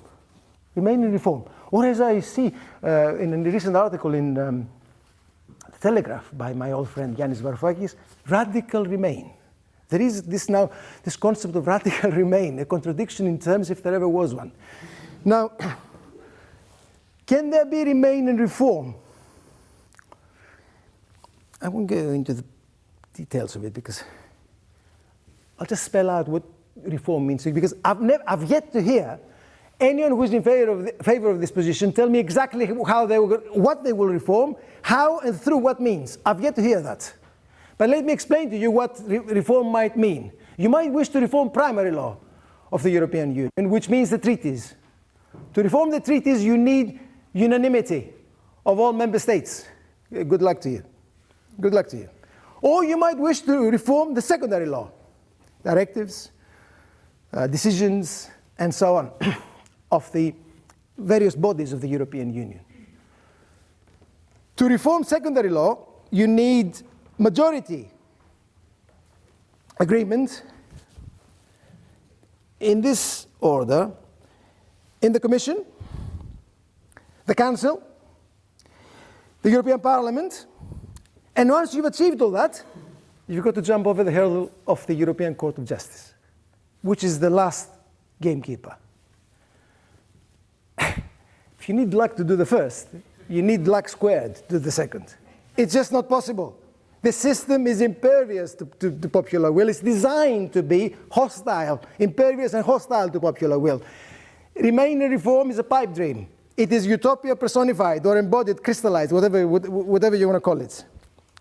None of this is possible, but the left, unfortunately, keeps missing the point. And that is the ultimate source of the resurgence of the populist right in Europe. It's because the left speaks that language and fails to connect to the strata that do want to see things differently. So what? In my view, the logical answer, the only Brexit that makes sense is a left Brexit. That's what I've argued for throughout, a left Brexit. It needs, at the very least to be given an airing. It needs to be given a serious airing, not just in here, which is a good thing, what we're doing, but through political bodies that will seriously discuss what it means. That means the Labour Party, of course. It must actually at least openly acknowledge the possibility and openly, seriously discuss it, because I will give it a different political weight if it were to happen. It's a Brexit that will base itself on the recapturing of popular sovereignty, which has retreated dramatically in this country, on the strengthening of democracy, which is retreated together with the retreat of popular sovereignty, and of course with a radical program along the lines that I mentioned previously. Some have argued that this is somehow nationalist. It's a nationalist position, because of course we're talking about recapturing sovereignty, popular sovereignty and democracy and so on. It's a nationalist position, and have counterposed it to a putative internationalism, which presumably is the EU. All I've got to say is reread the Communist Manifesto by Karl Marx, where he clearly says, if you're going to take on capital, if working people are going to take on capital, naturally the first port of call will be the nation. This must happen at the level of the nation first, because that's where the battle is given in the first instance. You cannot jump over it. You can't jump over that, because if you jump over it, you haven't got the tools, the instruments, the levers to pull to effect real change. The change must begin at the level of the nation, but always be internationalist in outlook. To be internationalist, you don't have to negate the existence of the nation. You just have to redefine the nation. You have to redefine what it is. That is the Marxist position. That is the true internationalism, which also applies to migration, incidentally, which also applies to open borders, and all the arguments about the rights of people to move across borders. The internationalist position, as far as Labour is concerned, then, would have been to give all EU people who have made home in this country rights to remain immediately, to acknowledge their rights to remain, 3 million of them, and to request equivalent rights for the British workers who are in EU countries, to have negotiated reciprocal rights with other governments, to have protected people who come into this country by protection of housing, protection of their wages, protection of access to medical services, and so on. That is the true internationalism of Labour, and the true slogan there, from the perspective of Marxists, is not open borders. Whoever thought of that? Open borders is the slogan of big business. The slogan of Marxism is workers of all countries unite. That's the internationalist slogan. That doesn't mean that you abolish national borders on a Monday morning. It means that you create the conditions of true internationalism along the lines that I suggested. Internationalism that means something right down in the street or at the workplace, not internationalism of big words, which are empty when it comes to actual policy. In a nutshell, I think Marxism remains very relevant to analyzing Brexit. It remains a source of radical positioning. It remains a source of, in a sense, readiness to challenge the status quo in a way that bites. It's always been that. Marx, great theorist and philosopher that he was an awkward bastard. He was a revolutionary, always was that, and paid the price for it. And I think Marxism ought to retain some of that attitude, rooted, well-based, and challenging the status quo. That is its relevance today. Thank you.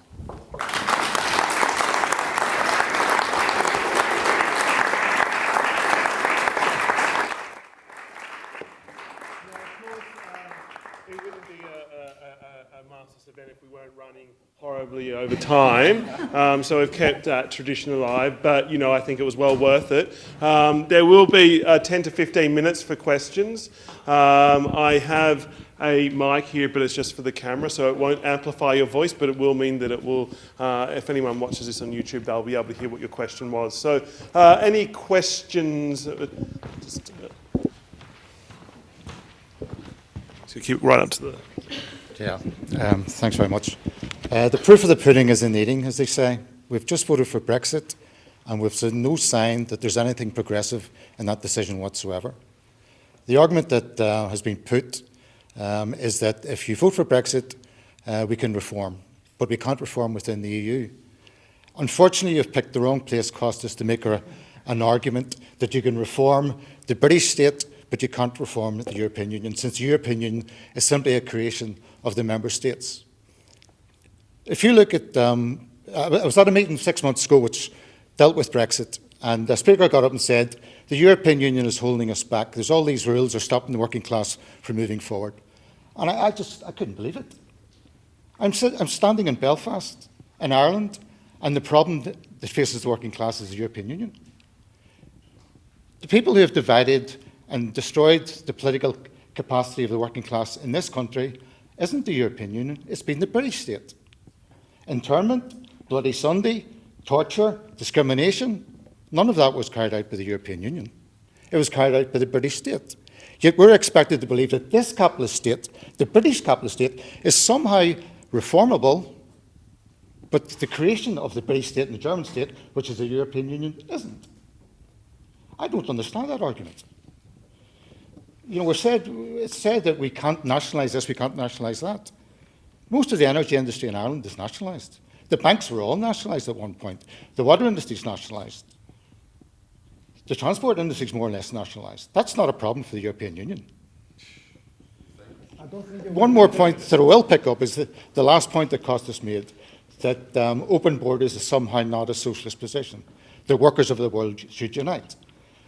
It would be easier for the workers of the world to unite if they could actually move from one country to another.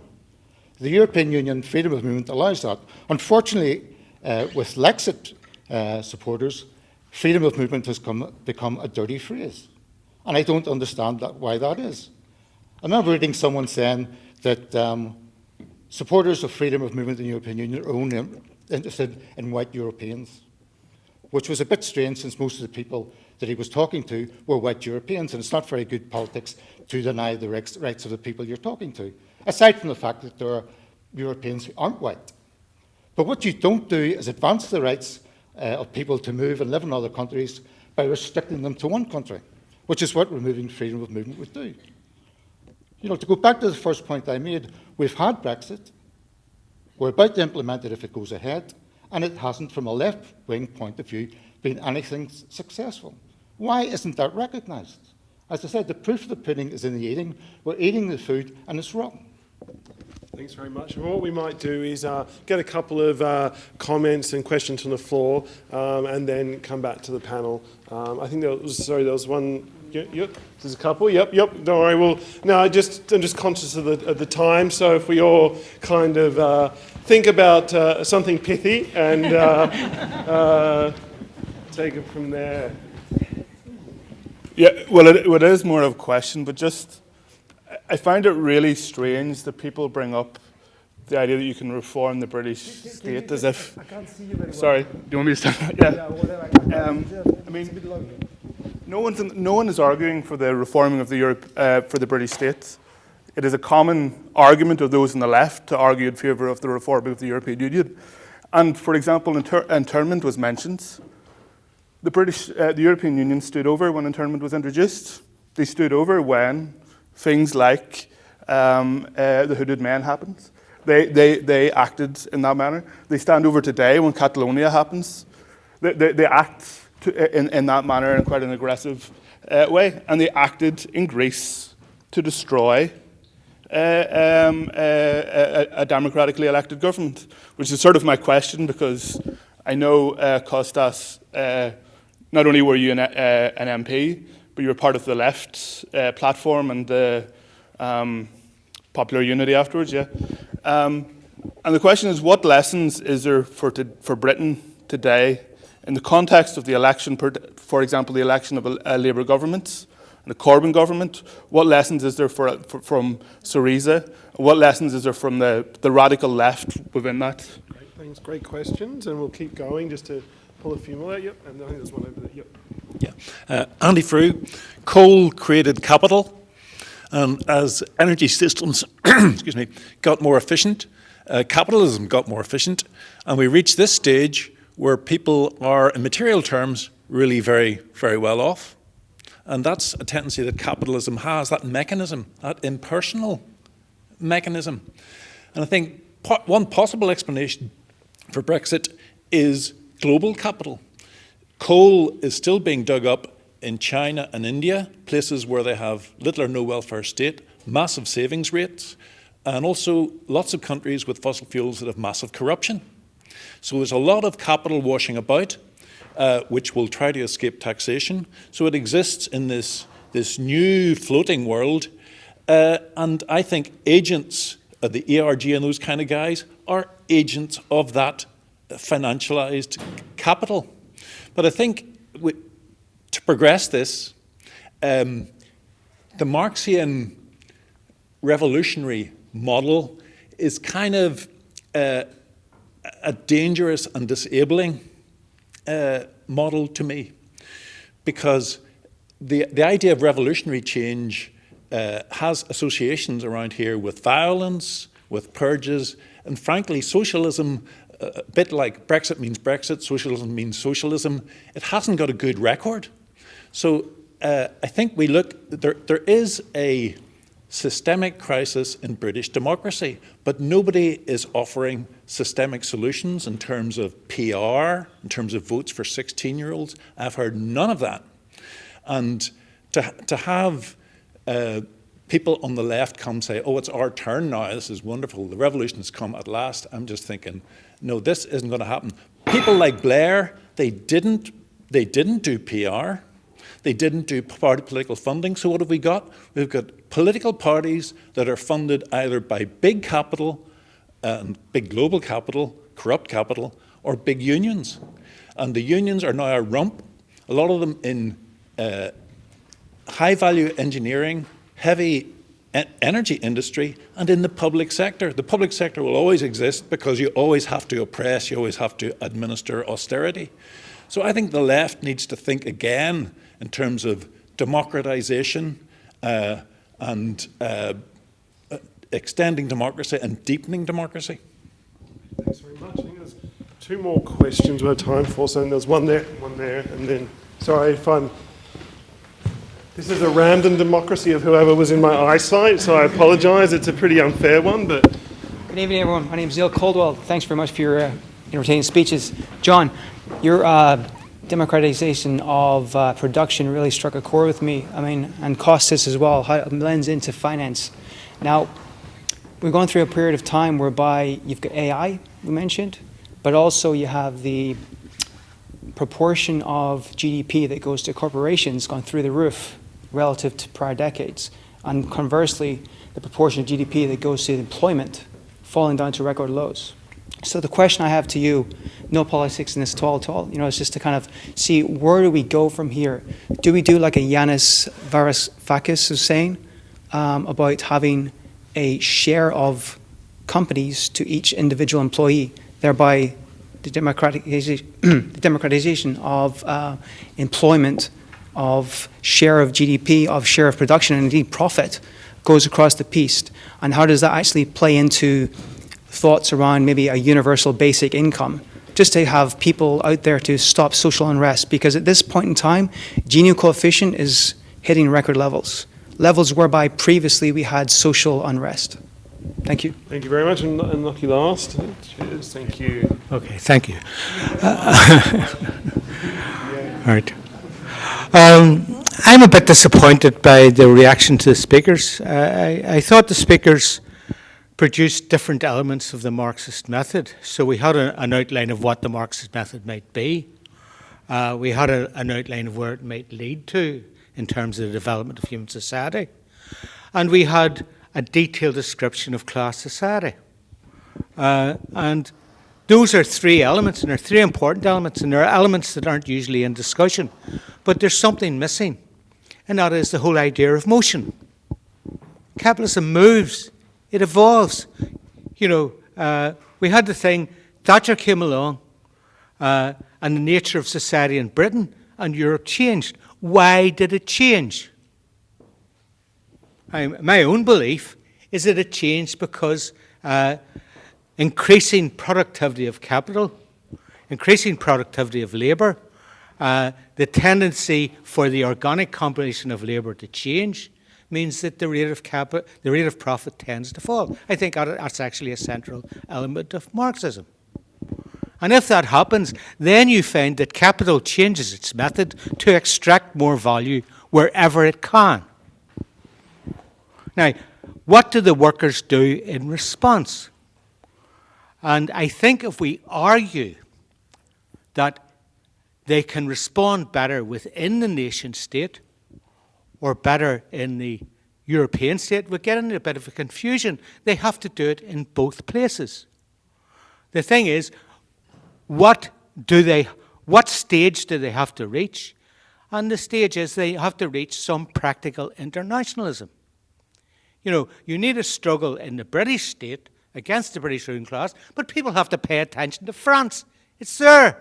The yellow jackets are there. Things happen. You know, the answer to Europe is a workers' international. You have to lay the groundwork for that. The very basic slogan, which comes from Trotsky, is United Socialist States of Europe. And that should be at the centre of what everybody has to say. Thank you very much. Now,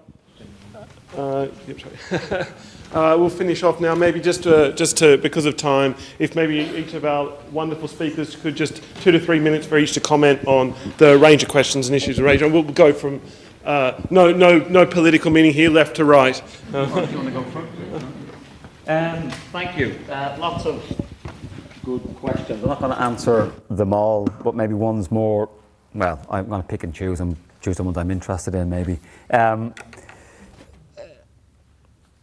democratization of production, AI, the question down here, I mean, it reminds me, it's not particularly Marxist, but, you know, Marx, I think, can offer a useful lens to look at this. Why is it, during the 200-odd years of industrial capitalism, every major technological innovation has meant more people out of work rather than less people working less? So more people working less time rather than less people working more.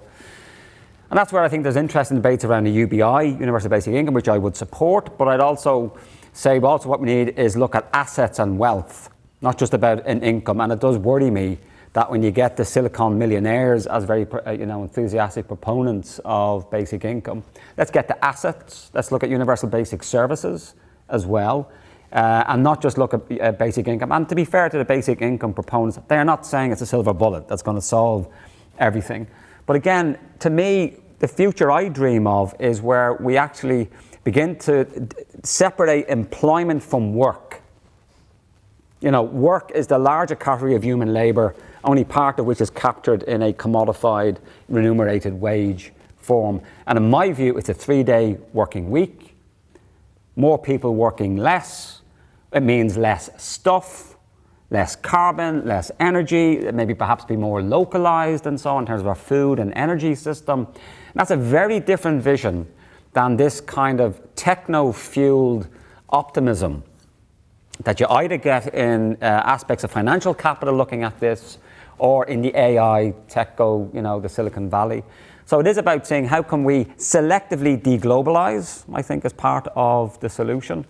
But it is also about then enabling the opening up of those places where we are engaged in formal, productive, remunerated labour. Why can't they be democratised? You know, democracy is not a one-shot historical moment that is corralled into parliamentary, bourgeois, party competitive democracy. It is about saying that democracy is about, as I said, bringing democracy into other areas of our lives. And that then opens up an issue that we've only tendentially touched upon, the issue of gender and those relations of reproduction that actually subsidise the capitalist system, how it operates. So yes, absolutely, yes, support UBI, but let's also be pushing for something more radical which is around, again, the productive assets of society. In a way, we don't just want more cakes, we want to take over the factory.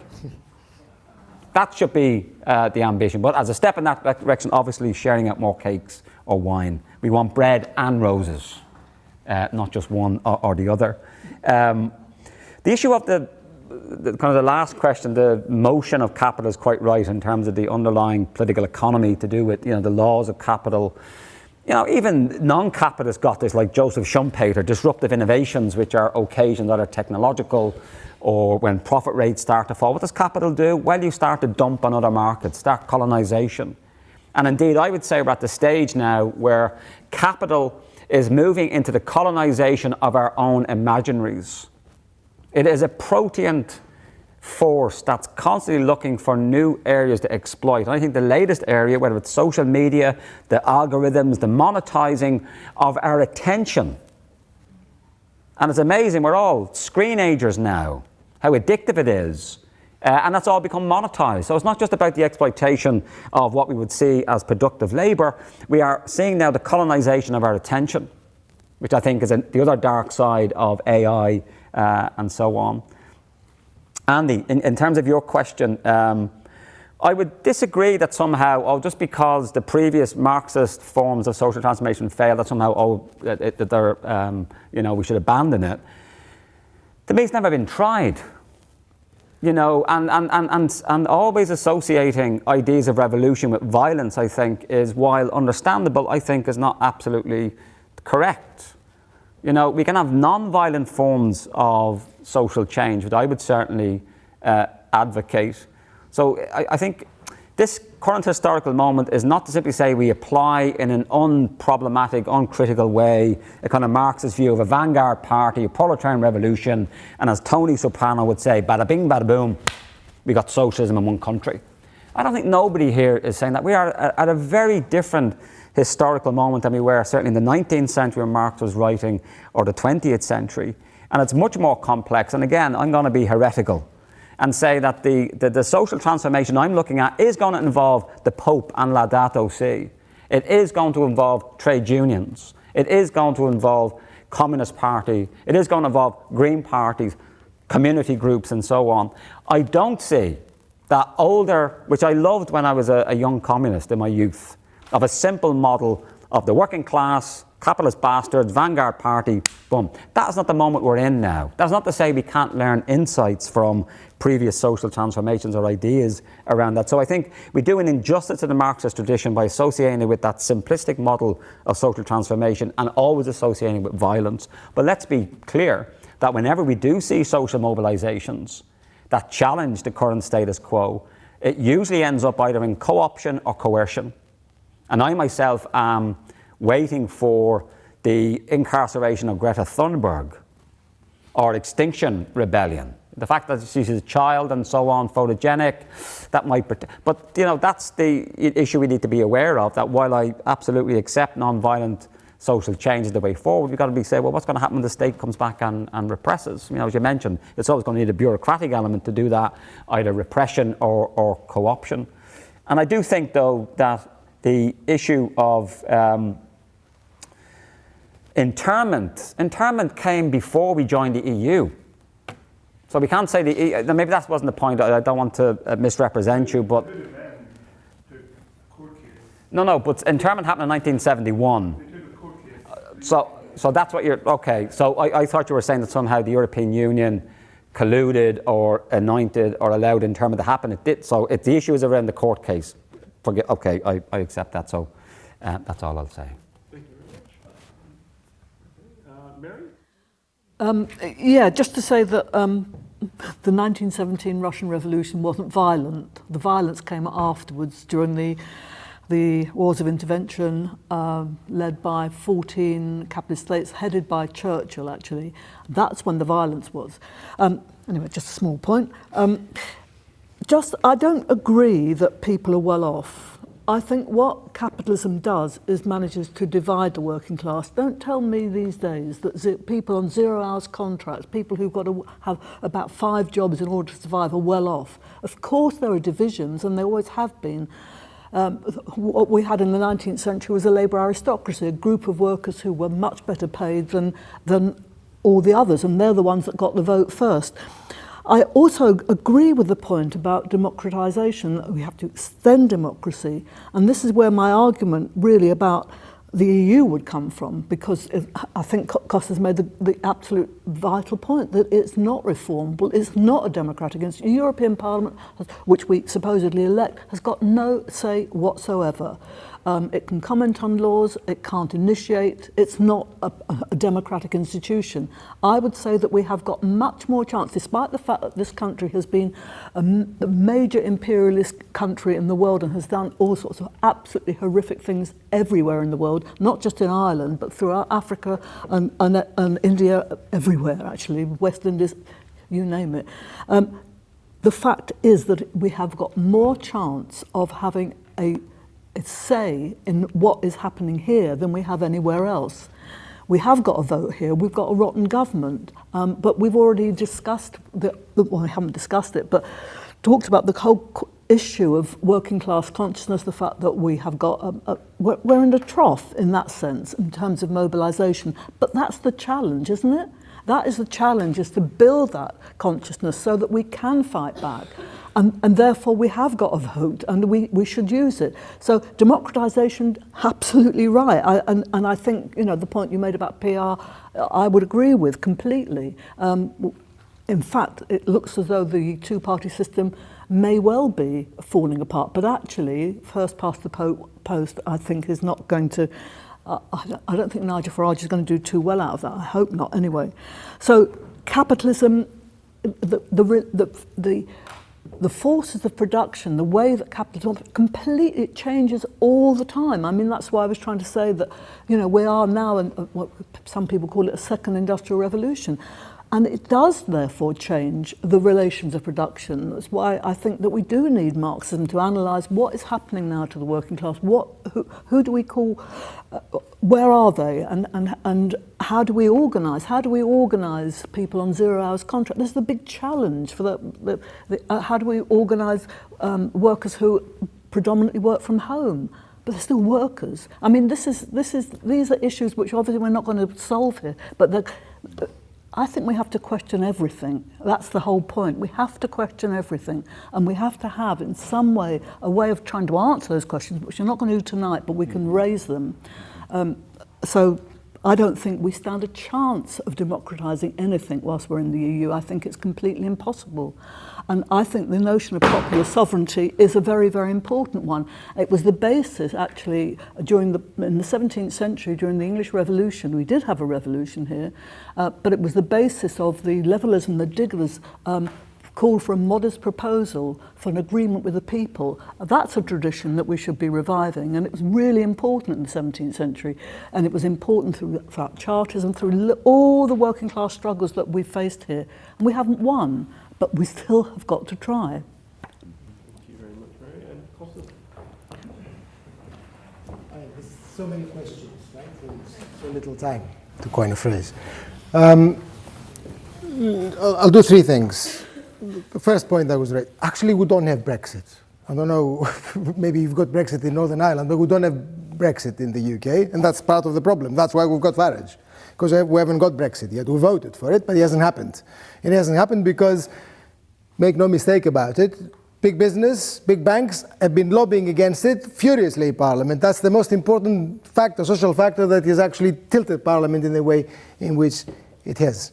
Now, can we do these great things within the European Union? I don't know, you've probably been reading the wrong literature, because yes, you can have national ownership in the European Union as long as the agent, the nationalized business, competes with private businesses. That's how you have it. That's what I mean by competition being the guiding thing. Who wants that? When we talk about nationalizing the railway, we don't mean to create a separate competing agent that will be public and will compete against Virgin or whatever it is. That's not what we mean, but that's what the European Union will allow you to do. And I can give you chapter and verse, public procurement and so on. I mean, none of this is of the magnitude that is required to transform the British economy or to transform this economy. I walked through Belfast and half of it looks bombed out in the centre. How do you think you're going to effect real change to it? As for Ireland, which came up, I mean, I don't know, it might be old-fashioned, but I believe in the solution to the Irish problem is United Ireland, and I believe that there should be a vote of the free vote of all Irish people on it. I don't think you're going to solve it through the European Union. I don't think it's going to happen that way. But that's enough on what can and cannot be done within the European Union. Let me go to a couple of specific points. The lessons of Greece I was asked about. And that's very important because in the last 10 years, there have been two crucial political events. Syriza in Greece and Brexit. These are the two most important political events in Europe. And Syriza is a complete debacle. Utter disaster. Syriza tells you what not to do, not what to do.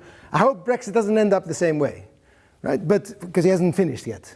But Syriza tells you what not to do. It's negative lessons that the left must learn. And the crucial thing here is, I mean, there are many crucial lessons, and this is another talk. But the crucial thing about the EU is you can't play with the EU. You can't.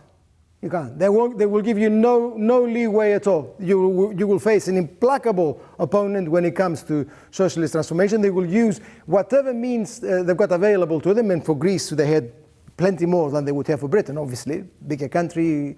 Greece was more exposed to debt, membership of the monetary union, and so on. Nonetheless, they've got ways and means. If you think that they haven't got ways and means, you're fooling yourselves in terms of opposing you. So you can't play with the European Union. You need a determined program. You need organized popular support. And you need to strengthen popular sovereignty and democracy if you're going to take on your own domestic elite that will be in cahoots with the European Union. That's the biggest lesson.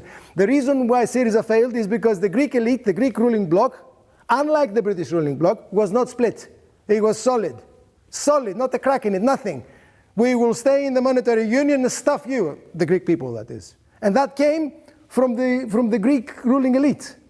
It didn't come from Schäuble and the Germans and the others. They went along.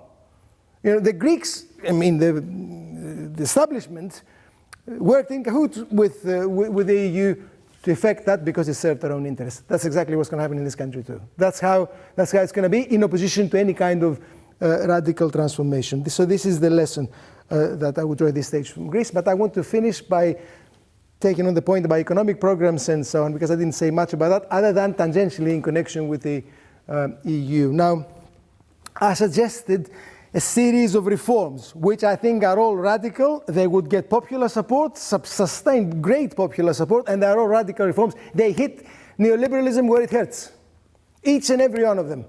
Right? These are very, very important reforms, and of course they must go with radical political change. I kept saying democracy, democratization of the structures of British and other societies.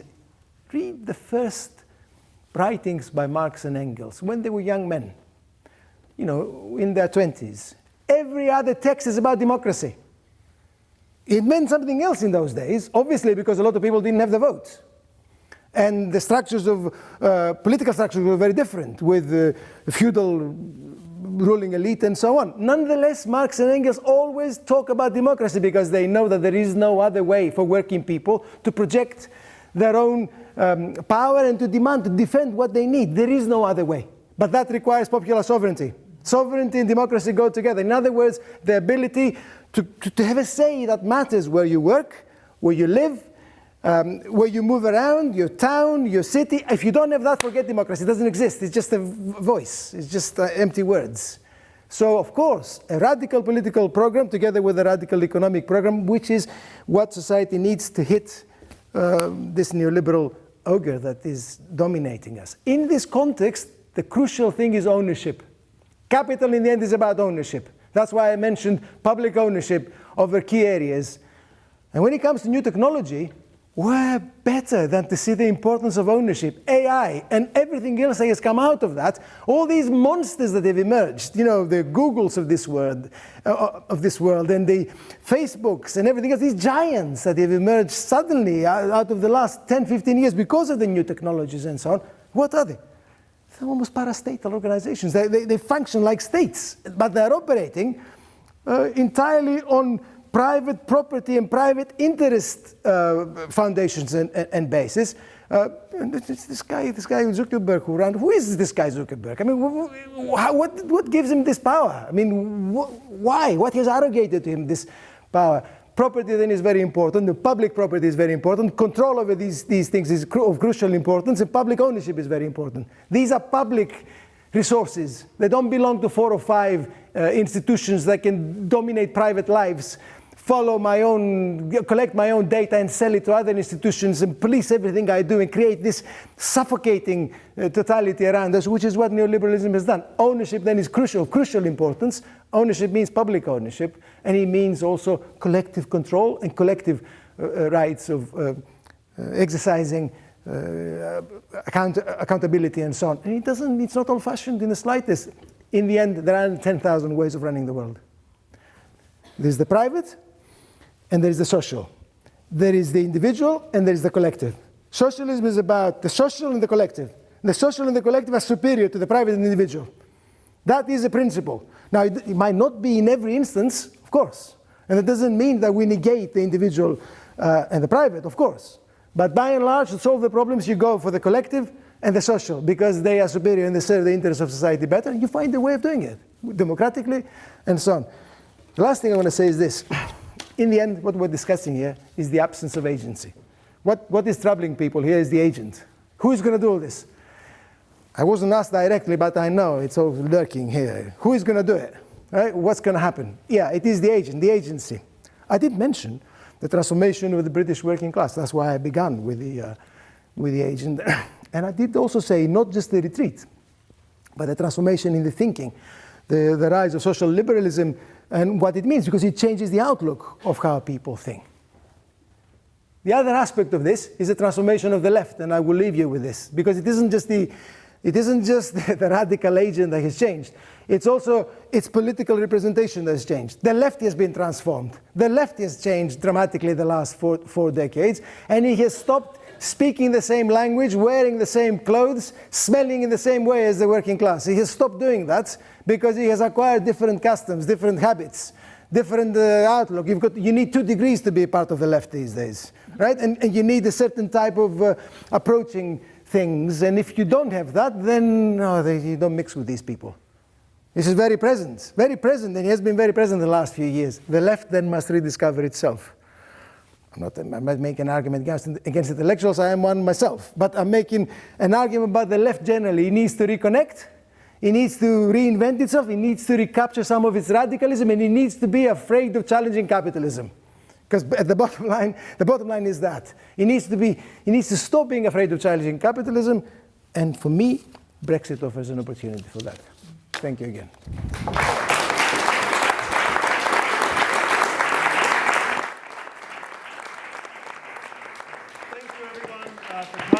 Thank you to our 3 wonderful speakers. I think we have books on sale out the front. I don't think this is the only copy we have of the Costas book, but you can all fight for it outside. And there's also some remaining wine left over, so I say it's anyone's comradely duty.